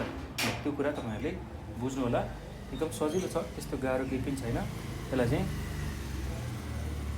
अब फेरि एकपटक म दोहोऱ्याइदिन्छु। यसलाई म लेखाउन्न, तपाईँहरूले सुनेकै आधारमा यसलाई लेख्न सक्नुहुन्छ। एकदम सजिलो छ, त्यस्तो गाह्रो केही पनि छैन। ल अब यदि तपाईँले नवजात शिशु स्याहार गर्नु परेमा विशेष गरी कुन कुन कुरामा ध्यान दिनुहुन्छ, कुनै 4वटा तरिका लेख्नुहोस् भनेर प्रश्नले सोधेको छ। यसको उत्तरमा हामीले के लेख्न सक्छौँ भन्दा, यदि मैले नवजात शिशु स्याहार गर्नु परेमा मैले निम्न 4वटा कुराहरूमा ध्यान दिनुपर्छ अथवा ध्यान दिन्छु भनेर लेख्न सक्नुहुन्छ। त्यसमा पहिलो बुँदामा के लेख्न सक्नुहुन्छ भने, बच्चा जन्मने बित्तिकै उसको शरीरको सबै भागमा राम्रोसँग न्यानो सफा कपडाले पुछिदिनुपर्छ। त्यस्तै दोस्रो बुँदामा के लेख्न सक्नुहुन्छ भने, शिशु जन्मनासाथ नाक मुख राम्ररी सफा गरिदिनुपर्छ। त्यसपछि बच्चालाई थोरै टाउको तल पर्ने गरी सुताउनुपर्छ। त्यस्तै तेस्रो बुँदामा के लेख्न सक्नुहुन्छ भने, शिशु जन्मने बित्तिकै बच्चालाई आमाको स्तनमा राख्नुपर्छ। बच्चाले स्तन चुस्दा साल निस्कन र रगत बगेको रोक्न मद्दत हुन्छ भनेर लेख्न सक्नुहुन्छ। त्यस्तै अर्को बुँदामा के लेख्न सक्नुहुन्छ भने, नाल काट्दा सफा, सुरक्षित र निर्मलीकृत गरेको सामान प्रयोग गरी नाइटोबाट 2 सेमी जति बाँकी राखी काट्नुपर्छ भनेर हामीले लेख्न सक्छौँ है त। ल यति कुरा तपाईँहरूले यसको उत्तरमा लेख्न सक्नुहुन्छ। अब अर्को प्रश्नमा जाउँ। प्रश्न नम्बर 20मा, नेपालका प्रमुख स्वास्थ्य समस्याहरू के हुन्, तीमध्ये कुनै एकको व्याख्या गर्नुहोस् भनेर हामीलाई सोधेको छ। ल नेपालका प्रमुख स्वास्थ्य समस्याहरूको अब म सूची बनाउँछु र त्यो मध्येमा कुनै एउटाको व्याख्या गर्छु है त। ल यसको म बुँदागत रूपमा केही सूचीहरू तयार गर्छु र त्यसलाई म व्याख्या गरिदिन्छु, कुनै एउटाको व्याख्या गरिदिन्छु। तपाईँहरूले यसलाई पनि ध्यानपूर्वक सुन्नु होला है त। ल अब प्रश्न नम्बर 20को उत्तरमा के लेख्न सकिन्छ भन्दाखेरि, प्रश्न नम्बर 20को उत्तरमा नेपालका प्रमुख स्वास्थ्य समस्याहरू, नेपालका प्रमुख स्वास्थ्य समस्याहरू। ल यसलाई बुँदागत रूपमा म लेख्दै जान्छु। पहिलोमा के छ भन्दाखेरि, स्वास्थ्य शिक्षाको कमी। स्वास्थ्य शिक्षाको कमी। अब दोस्रोमा उच्च मातृ मृत्यु दर। उच्च मातृ मृत्यु दर। त्यस्तै अर्को छ सरुवा रोगको व्यापकता। सरुवा रोगको व्यापकता। त्यस्तै अर्को छ उच्च शिशु मृत्यु दर। उच्च शिशु मृत्यु दर। त्यस्तै अर्को छ गरिबी। त्यस्तै अर्को हुन्छ उच्च जनसङ्ख्या। त्यसै गरी अर्को छ कुपोषण। त्यस्तै गरेर अर्को समस्या के छ भन्दाखेरि स्वास्थ्य सेवा तथा सुविधाको कमी। स्वास्थ्य सेवा तथा सुविधाको कमी।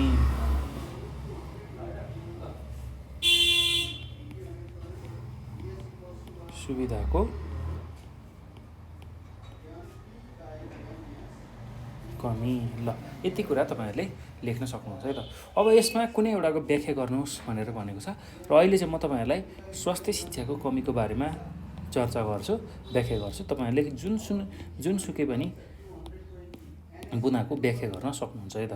ल अब स्वास्थ्य शिक्षाको कमी लेख्नुभन्दा अगाडि हामीले के कुरा बुझौँ भने हाम्रो देश नेपाल कम विकास भएको देश हो। यहाँ विभिन्न स्वास्थ्य समस्याहरू रहेका छन् र नेपालका प्रमुख स्वास्थ्य समस्याहरू हामीले यहाँ चर्चा गरेका छौँ। त्यो मध्ये स्वास्थ्य शिक्षाको कमी पनि एक हो भनेर यसरी चाहिँ हामीले लेख्न सक्छौँ, अथवा स्वास्थ्य शिक्षाको कमी नै नेपालको प्रमुख स्वास्थ्य समस्या हो भनेर पनि लेख्न सक्छौँ। ल अब त्यसमा अरू के कुरा थप्न सकिन्छ भने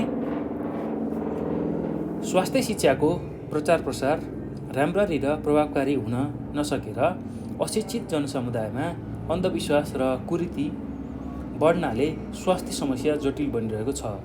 अधिकांश नेपालीहरू स्वास्थ्यको महत्त्व र यसको ख्याल राख्ने तरिकाबारे सचेत छैनन्। उनीहरूको खाद्य परिकार, सांस्कृतिक चालचलन, कामको पद्धति, त्यस्तै आचरण आदि चाहिँ स्वास्थ्य मैत्री छैनन्। धेरै मानिसहरू अन्धविश्वासी छन् र आफ्नो स्वास्थ्य नाश गरिरहेका छन्। अशिक्षित भएको कारणले बिरामी पर्दा उनीहरू अस्पताल तथा स्वास्थ्य केन्द्रमा नगई परम्परागत झारफुक र धामी कहाँ लाग्छन्। अशिक्षित र अज्ञानी झाँक्रीहरूलाई सरुवा रोगलाई कसरी नियन्त्रण गर्ने भन्ने वैज्ञानिक पद्धतिको बारेमा केही पनि जानकारी हुँदैन। पानी मात्र खुवाएर निको हुने पखाला अज्ञानताको कारणले गर्दा मृत्युको कारण बनिरहेको छ भनेर यसरी हामीले लेख्न सक्छौँ है त। स्वास्थ्य शिक्षाको कमीमा यसरी यस्ता खालको कुराहरूलाई समेटेर हामीले लेख्न सक्छौँ है त।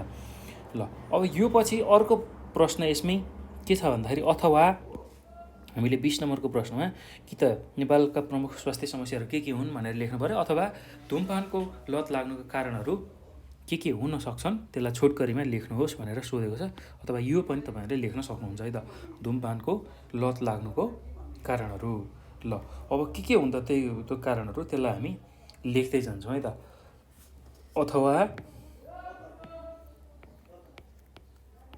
अथवामा हामीले के लेख्नुपर्ने छ भन्दा धुमपानको लत लाग्नुका कारणहरू। ल धुमपानको लत लाग्नुका कारणहरू। ल अब धुमपानका लत लाग्नुका कारणहरूमा के हुनसक्छ भन्दाखेरि साथीहरूको लयमा लागेर, त्यस्तै घरमा अन्य सदस्यहरूको जुन धुमपान गर्ने बानी हुन्छ त्यसलाई देखेर अथवा देखासिखी गरेर। त्यस्तै सुर्तीजन्य पदार्थ सहज रूपमा उपलब्ध हुने भएर, अथवा धुमपानको आकर्षक विज्ञापनको प्रभावमा परेर त्यो कुरा लेख्न सक्नुहुन्छ। अथवा साथीहरूको दबावमा परेर पनि कहिलेकाहीँ धुमपानको लत लाग्छ। त्यस्तै अर्कोमा के लेख्न सकिन्छ भने ठुलाबडाको देखासिखी गरेर पनि धुमपानको लत लाग्न सक्छ। त्यस्तै अर्कोमा के लेख्न सक्नुहुन्छ भने आफूलाई अरूको अगाडि बढी जान्ने सुन्ने देखाउने भ्रममा परेर। त्यस्तै अर्को के लेख्न सक्नुहुन्छ भन्दाखेरि धुमपानका असरहरूका बारेमा जानकारी नभएर हो। यो कुराहरूको कारण चाहिँ कुनै पनि मान्छे धुमपानको लतमा पर्न सक्छ है त। त्यही कुराहरूलाई हामी बुँदागत रूपमा लेख्दै जाउँ। धुमपानको लत लाग्नुका कारणहरू। पहिलो कारणमा के लेख्न सकिन्छ भने साथीको लहलहीमा लागेर, साथीको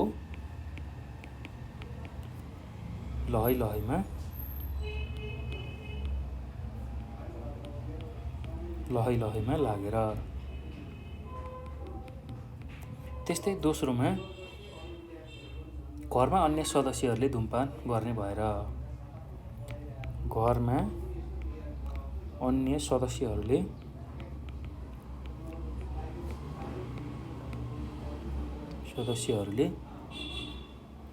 धुमपान गर्ने भएर,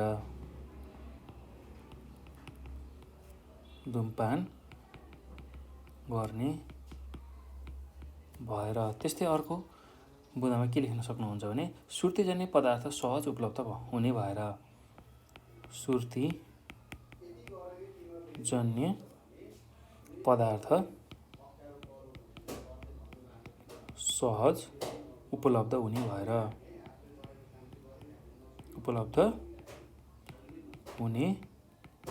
भएर। त्यस्तै अर्को के लेख्न सक्नुहुन्छ भने धुमपानको आकर्षक विज्ञापनको प्रभावमा परेर, धुमपानको आकर्षक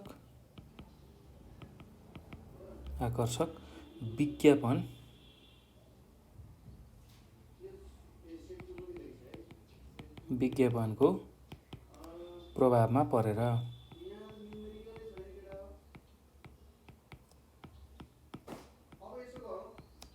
त्यस्तै अर्को के हुनसक्छ भन्दा साथीहरूको दबावमा परेर धुमपानको लत बस्न सक्छ है त।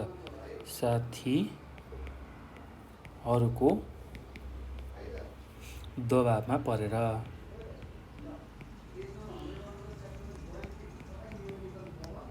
त्यस्तै अर्को के हुन सक्छ भन्दा ठुलाबडाको देखासिखी गरेर, ठुलाबडाको देखासिखी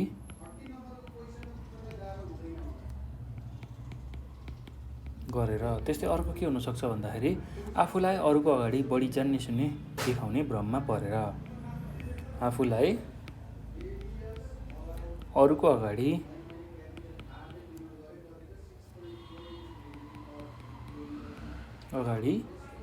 बढी जान्ने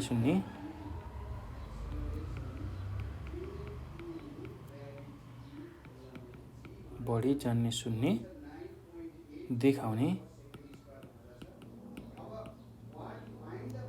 भ्रममा परेर। त्यस्तै अर्को के हुनसक्छ भन्दाखेरि धुमपानका असरहरूका बारेमा जानकारी नभएर,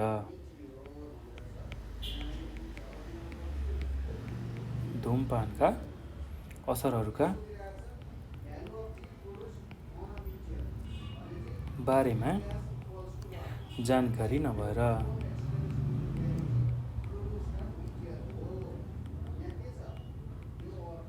ल यति कुरा तपाईँहरूले लेख्न सक्नुहुन्छ है त। अब यो पछि हामी अर्को प्रश्न, अब समूह ग अन्तर्गतको प्रश्नहरूमा जान्छौँ। हामीले समूह खसम्मको सबै प्रश्नहरू हेरिसक्यौँ। अब हामी समूह ग अन्तर्गतको प्रश्नहरूलाई हेर्नेछौँ। ल समूह ग अर्थात् लामो प्रश्न उत्तरमा पहिलो प्रश्न के छ भन्दाखेरि वातावरण, विकास र जनसङ्ख्या बीच उदाहरणसहित अन्तरसम्बन्ध देखाउनुहोस् अथवा दर्शाउनुहोस् भनेर सोधेको छ। वातावरण, विकास र जनसङ्ख्यामा चाहिँ कस्तो खालको अन्तरसम्बन्ध छ त्यो कुरालाई चाहिँ हामीले उदाहरणबाट प्रस्ट्याउनु पर्नेछ। ल यसको उत्तर पनि म भनिदिन्छु, तपाईँहरूले यसको उत्तर सुनेकै आधारमा लेख्न सक्नुहुन्छ। एकदम सहज छ, त्यस्तो गाह्रो केही पनि छैन। यसलाई ध्यानपूर्वक तपाईँहरूले सुन्नु होला है त, र सुनेकै आधारमा यसको उत्तर लेख्न सक्नुहुन्छ। त्यसैले अब यसको उत्तरमा हामीले के कुरा लेख्न सक्छौँ भने, अब सुरुमा हामीले जनसङ्ख्यालाई व्याख्या गर्छौँ, त्यो कुरा बुझ्नु होला, र कसरी यिनीहरू जनसङ्ख्या, विकास र वातावरण सम्बन्धित छन् त्यही कुरा हामीले यसमा चर्चा गर्छौँ। ल अब यसको उत्तरमा के लेख्न सकिन्छ भने, यसको उत्तरमा हामीले प्रश्न नम्बर 21 को उत्तरमा जनसङ्ख्याले कुनै ठाउँको कुल मानिसहरूको सङ्ख्यालाई जनाउँछ, वातावरणले मानिस रहेको वरपरको परिवेशलाई जनाउँछ, र विकास भन्नाले मानिसले आफ्नो आवश्यकता परिपूर्तिका लागि वातावरणका विभिन्न पक्षको प्रयोग गरी सञ्चालन गरेका क्रियाकलापलाई बुझाउँछ। ल सुरुमा त वातावरण, विकास र जनसङ्ख्याको हामीले परिचय दिनु पर्यो। के हो त त्यो भनेको, त्यो कुरालाई लेख्छौँ। जनसङ्ख्या भन्ने बित्तिकै कुनै ठाउँको कुल मानिसहरूको सङ्ख्यालाई बुझाउँछ। त्यस्तै वातावरण भन्ने बित्तिकै मानिस रहेको अथवा मानिसको वरपरको जुन परिवेश छ त्यसलाई बुझाउँछ। र विकास भन्ने बित्तिकै चाहिँ मानिसले आफ्नो आवश्यकता परिपूर्तिका लागि वातावरणका विभिन्न पक्षको प्रयोग गरी सञ्चालन गरेको क्रियाकलापलाई बुझाउँछ। यसरी जनसङ्ख्या, वातावरण र विकास कार्यहरू एक आपसमा परस्पर रूपमा सम्बन्धित र परिपूरक छन्। वातावरण अन्तर्गत मानिस र मानिसद्वारा निर्मित संरचनाहरू पर्न आउँछन्। मानिसका सम्पूर्ण प्राथमिक र द्वितीय आवश्यकताहरू वातावरणबाट नै परिपूर्ति गर्ने हुन्छ। तर मानिसहरूको बढ्दो चापसँगै वातावरणमा अत्याधिक असर परेर वातावरणीय तत्त्वहरूमा ह्रास आउँदछ र मानिस र वातावरण बीचको सन्तुलन बिग्रिन्छ।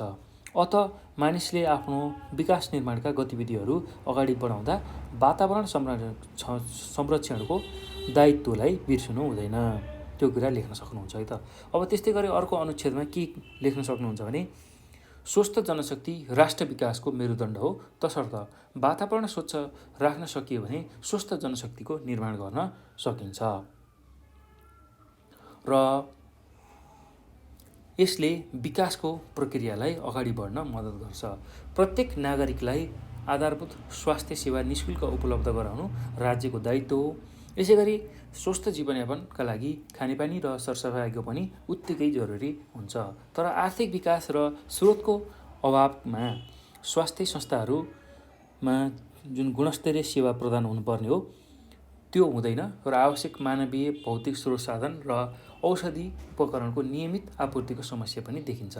खानेपानी र सरसफाइको अभाव भएमा मानिस स्वस्थ रहन सक्दैन र वातावरणमा पनि नकारात्मक असर पर्दछ। त्यस्तै वातावरणमा ह्रास आएमा पुनः जनसङ्ख्या र स्वास्थ्यमा पनि असर पर्छ। अत जनसङ्ख्या, विकास र वातावरण बीच एक अर्कासँग गहिरो अन्तरसम्बन्ध छन् भनेर हामीले लेख्न सक्छौँ है त यसको उत्तरमा। ल यति कुरा तपाईँहरूले यसको उत्तरमा लेख्न सक्नुहुन्छ। अब यो पछि हामी अर्को प्रश्नमा जाउँ। प्रश्न नम्बर 22मा पहाडी प्रदेश र तराई प्रदेशको जैविक पक्षबीच तुलना गर्नुहोस् भनेर सोधेको छ। ल लामो प्रश्न उत्तरमा पहाडी प्रदेश र तराई प्रदेशको जैविक पक्षको हामीले तुलना गर्नुपर्ने छ। ल त्यही कुरालाई हामी तुलना गर्दै अगाडि बढौँ, लेख्दै अगाडि बढौँ। ल एकातिर हामी पहाडी प्रदेश राखौँ, पहाडी प्रदेश, र अर्कोतिर हामी तराई प्रदेश राखौँ है त। ल पहाडी प्रदेश, पहाडी प्रदेश र तराई प्रदेशको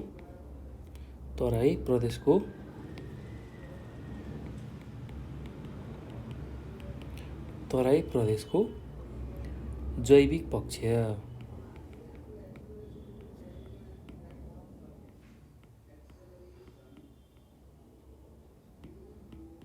ल अब पहाडी प्रदेशको बारेमा यतापट्टि लेखौँ। पहाडी प्रदेश यसको हामीले जैविक पक्षलाई हेर्नु छ, जैविक पक्ष। त्यस्तै यतापट्टि हामी तराई प्रदेश राखौँ, तराई प्रदेश, र यसको पनि हामीले जैविक पक्ष नै हेर्नुपर्ने छ। ल जैविक पक्ष भन्ने बित्तिकै अब त्यहाँ भएको जीव, त्यसै गरी वनस्पति, कस्ता खालका चराचुरुङ्गी पाइन्छन्, कस्ता खालको बोटबिरुवा जङ्गलहरू पाइन्छन्, कस्ता खालका चाहिँ वन्यजन्तु पाइन्छन्, त्यो कुरा लेख्छौँ। र पशुपन्छी, त्यहाँ कस्तो खालको फलफुल खेतीहरू गरिन्छ, कस्ता खालका फलफुल पाइन्छन्, त्यस्तै गरी कस्ता खालका खोलानाला जो जलाशयहरू छन्, हो यस्ता खालका कुराहरूलाई समेटेर चाहिँ हामीले लेख्छौँ है त जैविक पक्षमा। त्यो कुरा चाहिँ हामीले बुझ्नुपर्छ। ल अब त्यही कुराहरूलाई हामी लेख्दै जाउँ। तराई प्रदेश र पहाडी प्रदेशको जैविक पक्षको तुलना हामीले गर्नु छ। ल अब पहाडी प्रदेशमा विशेष गरेर चाहिँ मकै, गहुँ, कोदो, फापर, भटमास आदिको खेती गरिन्छ भने तराई प्रदेशमा चाहिँ के को खेती गरिन्छ भन्दाखेरि धान, गहुँ, सुर्ती, उखु, जुट आदि बालीहरूको खेतीपाती गरिन्छ। ल त्यही कुरा हामी पहिलो बुँदामा लेखौँ। पहाडी प्रदेशमा अथवा पहाडी प्रदेशको पहाडी भागमा चाहिँ मकै,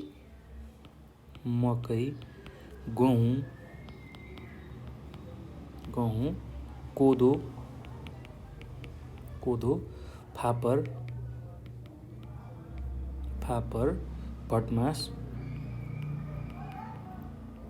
भटमास आदिको खेती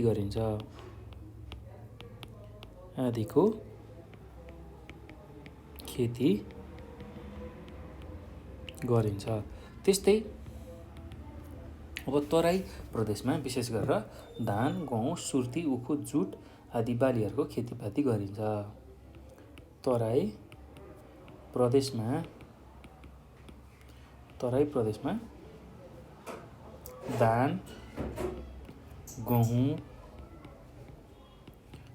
गहुँ, सुर्ती, उखु, जुट आदि बालीहरूको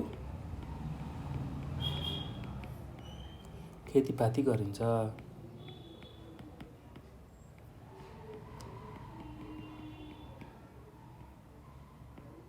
ल यति कुरा लेख्न सक्नुहुन्छ है त पहिलो बुँदामा। अब दोस्रो बुँदामा पहाडी प्रदेशको जैविक पक्षमा के लेख्न सकिन्छ भने यहाँ ठाउँ ठाउँमा कोही बाक्ला र कोही पातला किसिमका वनजङ्गलहरू पाइन्छन्। यहाँ ठाउँ ठाउँमा कोही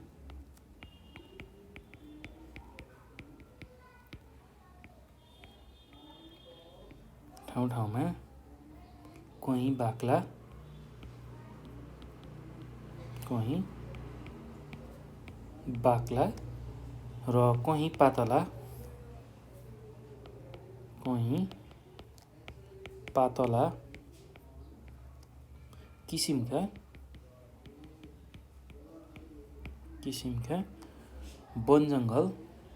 पातला किसिमका वनजङ्गलहरू पाइन्छन्। ल त्यस्तै अब तराई क्षेत्रमा चाहिँ यहाँ उष्ण सदाबहार र उपोष्ण पतझड वनजङ्गल मुख्य रूपमा छन् भनेर लेख्न सकिन्छ है त। ल यहाँ उष्ण सदाबहार र उपोष्ण पतझड अथवा पतझर वनजङ्गल मुख्य रूपमा छन् भनेर लेख्न सकिन्छ। अब त्यस्तै अर्को बुँदामा, तेस्रो बुँदामा के लेख्न सकिन्छ भन्दाखेरि यस प्रदेशको माथिल्लो उचाइमा गुराँस, त्यसै गरी देवदार, सिसौ, खयर आदि बोटबिरुवाहरू पाइन्छन्। ल अब पहाडी प्रदेशमा यस प्रदेशको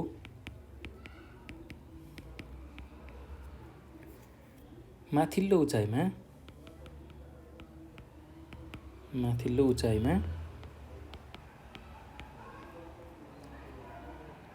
गुराँस खर्सु देवदार सिसौ खएर आदि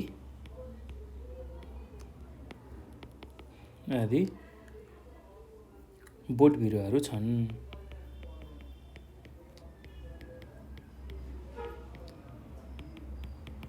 ल त्यस्तै अब तराई प्रदेशमा चाहिँ कस्तो खालको बोट बिरुवा पाइन्छन् भने साल, सिसौ, साज, त्यसै गरी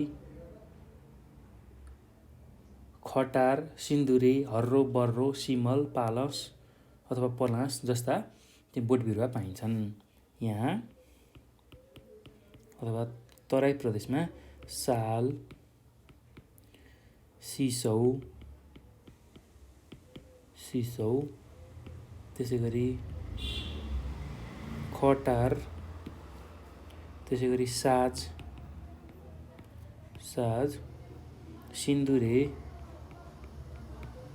सिन्दुरे, हर्रो, बर्रो, सिमल, पलास जस्ता बोट बिरुवा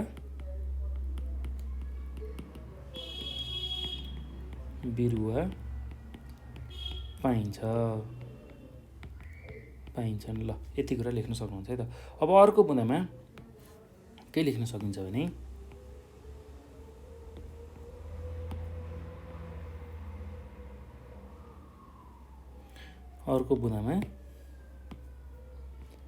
अब हामी पशुपन्छीको अथवा जीव जन्तुको बारेमा चर्चा गर्छौँ है त। ल घ नम्बरमा यस प्रदेशमा तराई प्रदेशमा विभिन्न किसिमका जीव जन्तुहरू जस्तै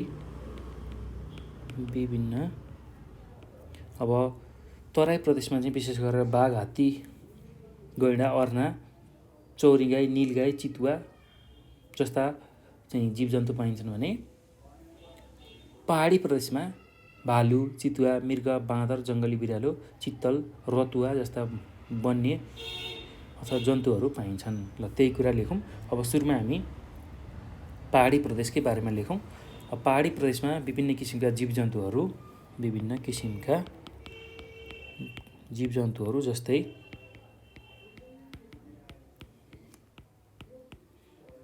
जस्तै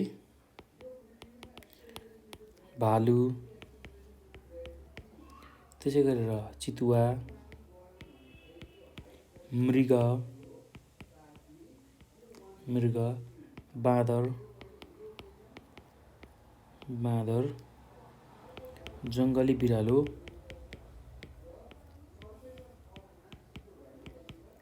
बिरालो, चितुवा हामीले लेखिसक्यौँ, चित्तल, त्यस्तै गरेर रतुवा आदि पाइन्छन्।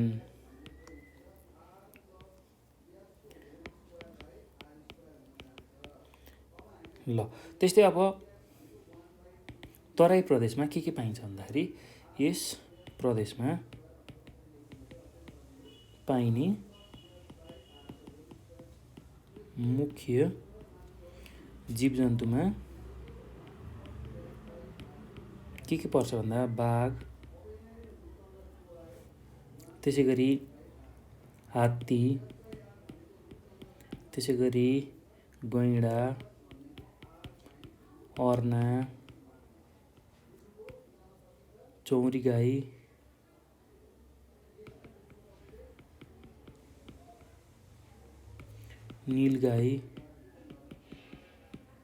नीलगाई, चितुवा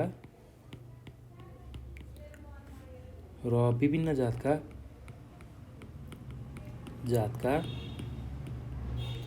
मृग, बँदेल, बाँदर,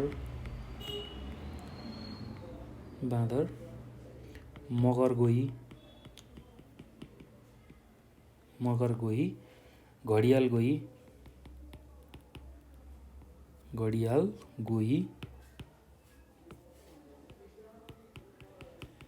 गोही पाइन्छ। ल यति कुरा लेख्न सक्नुहुन्छ है त। अब अर्को बुँदामा जाउँ। अर्को बुँदामा के छ भन्दाखेरि यस प्रदेशमा पाइने मुख्य पशुपन्छीहरू। अब पशुपन्छीहरूको बारेमा चाहिँ चर्चा गरौँ है त। 9 नम्बरमा अब पहाडी प्रदेशमा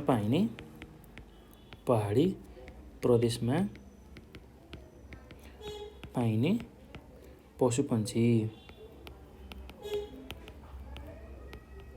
ल के पाइन्छ भन्दाखेरि कालिज, बाज, त्यस्तै गरेर ढुकुर, सुगा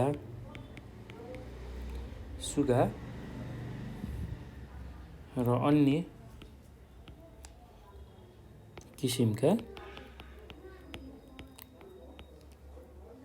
चराचुरुङ्गीहरू।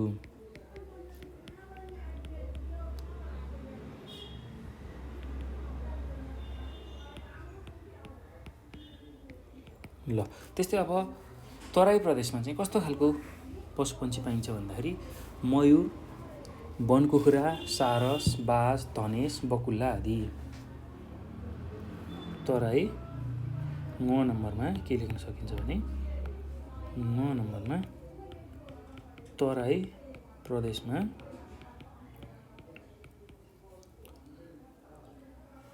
पाइने पशुपन्छीहरूमा मयूर, त्यस्तै गरी बनकुखुरा,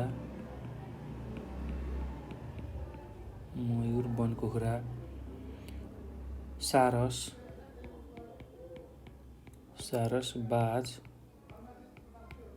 बाज, धनेश, बकुल्ला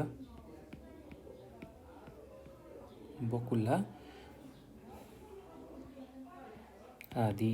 ल त्यस्तै अब अर्को कुरा के लेख्न सक्नुहुन्छ भने अब फलफुल खेतीको बारेमा पनि चर्चा गरौँ। अब पहाडी प्रदेशमा आँप, नासपाती, सुन्तला, कागती, केरा यस्ता खालका फलफुल खेती गरिन्छ भने तराई प्रदेशमा विशेष गरेर उखु, सनपाट, दलहन, तोरी जस्तो नगदी बालीको खेती गरिन्छ है त। अन्न खेतीको साथै त्यस्तो खालको नगदी बालीको पनि खेती गरिन्छ। ल त्यही कुरालाई हामी लेख्दै जाउँ। ल 4 नम्बरमा यस प्रदेशमा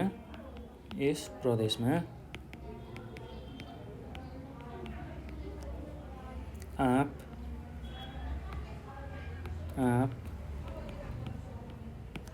नासपाती,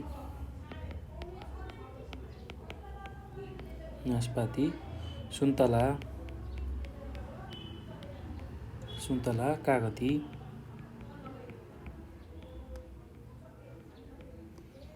केरा आदि फलफुल खेती गरिन्छ।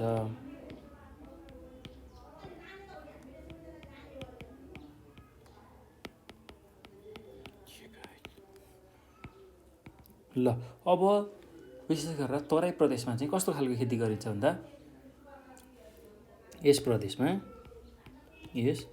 प्रदेशमा अन्न खेतीका साथै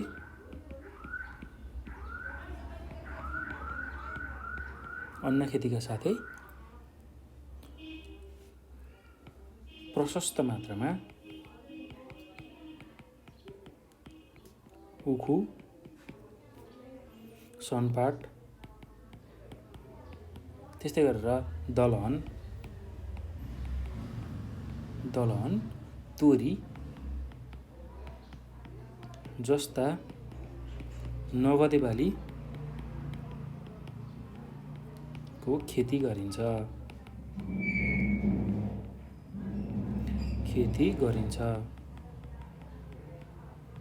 ल यति कुरा लेख्नु होला है त। अब अर्को कुरा भनेको पहाडी प्रदेशको खोलानाला नदी ताल आदिमा माछाहरू पाइन्छन्। ल त्यस्तै अब तराई प्रदेशको जुन पोखरी तालहरू छ त्यहाँ चाहिँ माछा, कछुवा, गोही जस्ता जलचरहरू प्रशस्त मात्रामा पाइन्छ। त्यही कुरालाई लेखौँ। ल यहाँका खोलानालामा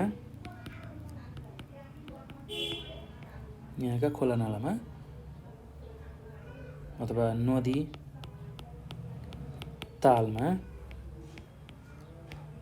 चाहिँ माछाहरू पाइन्छन्।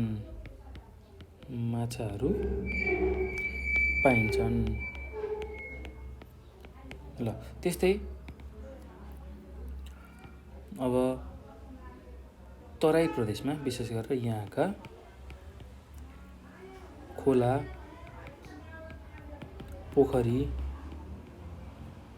पोखरी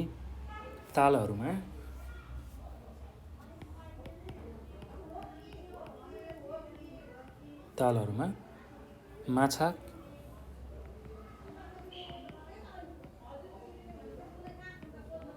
कछुवा, गोही जस्ता जलचर पाइन्छ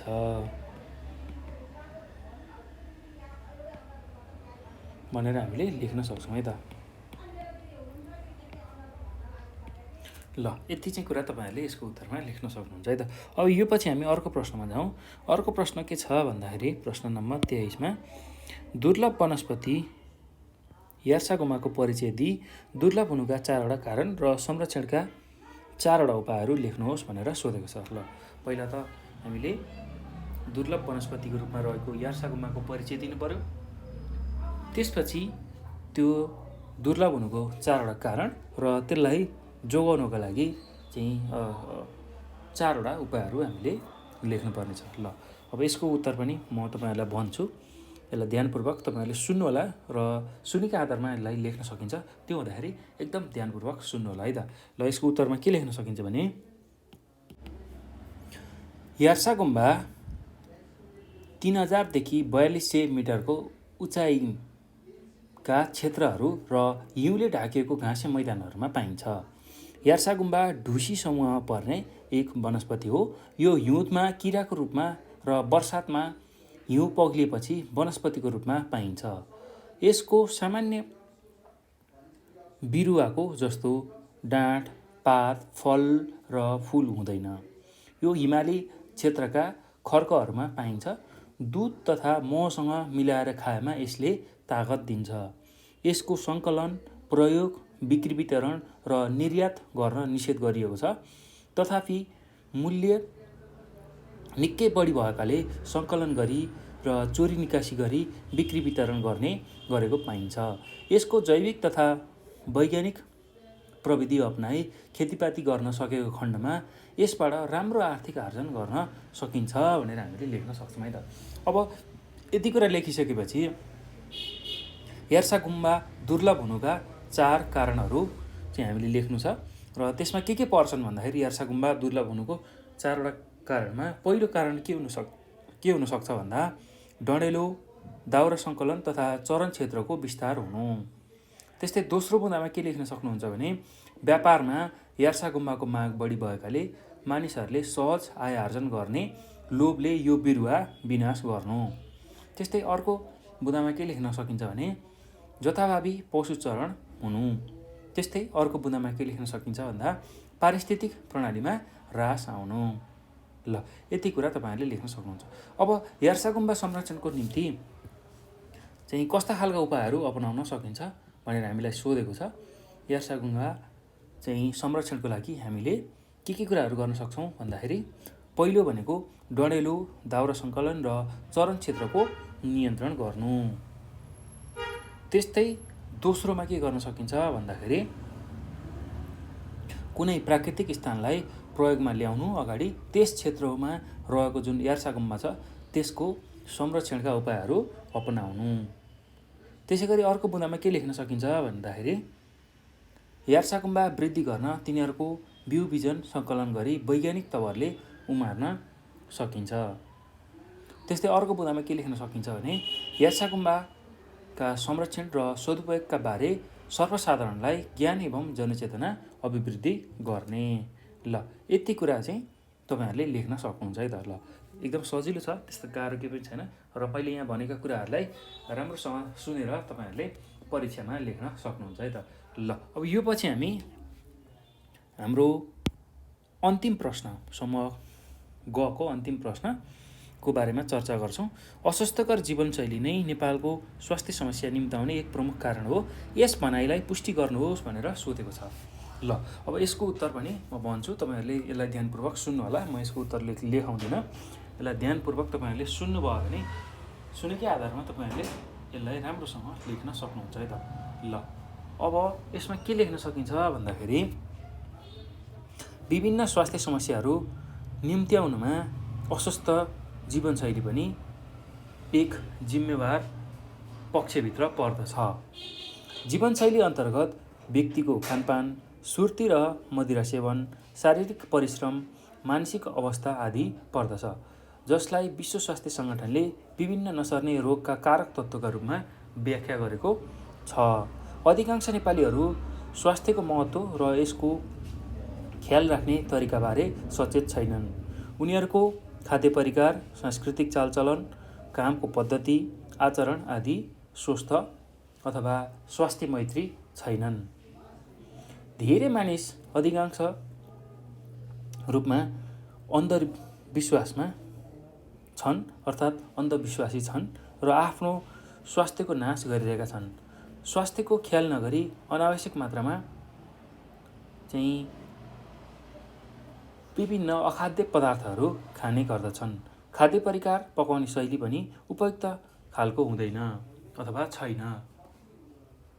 नेपालीहरूले खानामा कार्बोहाइड्रेट, त्यस्तै तयारी खाना, खास गरी केटाकेटीहरूले तेलमा तारेको र भुटेको खाना खाने बढी गरेको हुनाले उनीहरूलाई पछि मधुमेह र मुटु सम्बन्धी रोगहरू लाग्ने सम्भावना हुन्छ।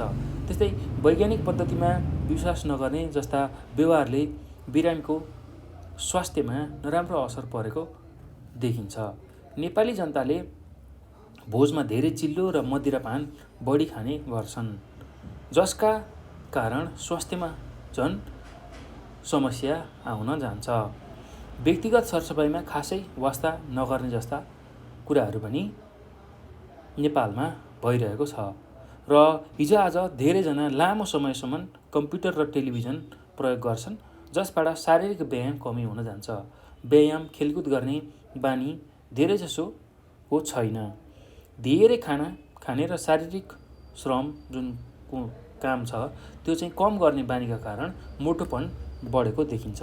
यसबाट पनि विभिन्न स्वास्थ्य समस्याहरू देखा पर्न थालेका छन्। तसर्थ नेपालीहरूको जीवनशैलीमा परिवर्तन गर्न सकेमा मात्र हामी स्वास्थ्य समस्याहरूबाट मुक्त हुन सकिन्छ। नेपालीहरूको जीवनशैलीका कारण सामुदायिक स्वास्थ्यको अवस्था निकै नाजुक छ।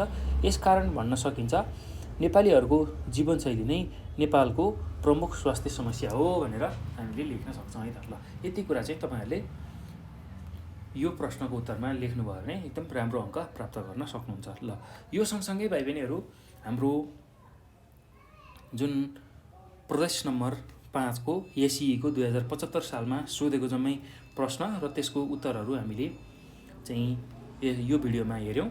र भाइ बहिनीहरू अब यो भिडियो हेरिसक्दा तपाईँहरूले धेरै कुराहरू जानिसक्नु भएको छ, बुझिसक्नु भएको छ र तपाईँहरूलाई कुनै कन्फ्युजन लाग्यो, कुनै कुराहरू बुझ्नु भएको छैन जस्तो लाग्यो भने तपाईँहरूले हामीलाई 9849595895 यो नम्बरमा कल गरेर आफ्नो जिज्ञासा समस्याहरू राख्न सक्नुहुन्छ।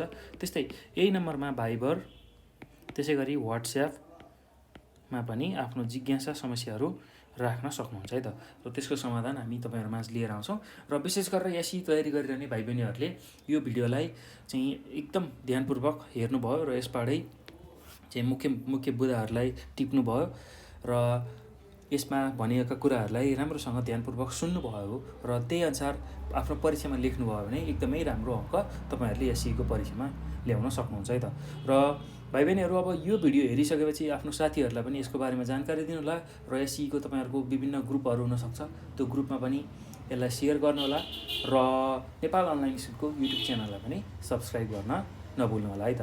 ल, यति कुरा मैले यो भिडियोमा गरेँ र हामी योभन्दा पछाडि त्यही एसईकै 2075 सालमा आएको प्रदेश नम्बर 6 को प्रश्न र त्यसको उत्तरहरू लिएर आउनेछौँ। त्यसलाई पनि नछुटाइकन तपाईँहरूले हेर्नु होला है त। ल भाइ बहिनीहरू, अब यो भिडियोमा चाहिँ हामीले विशेष गरेर प्रदेश नम्बर 5 को एसईको 75 सालमा आएको प्रश्न र त्यसको उत्तरहरू हेऱ्यौँ। यसलाई ध्यानपूर्वक पढ्नु होला र सुन्नु होला, बुझ्नु होला र एसईको राम्रो तयारी गर्नु होला है त। ल, एसईको राम्रो तयारी गरिसकेपछि पक्कै पनि तपाईँहरूको एसई राम्रो होस्, राम्रो हुन्छ, त्यो आशाका साथ चाहिँ आफ्नो तयारीमा लाग्नु होला। र यति भन्दै म यो भिडियोबाट बिदा हुन्छु र यो भिडियो हेर्नुभएकोमा चाहिँ यहाँहरूलाई धेरै धेरै धन्यवाद।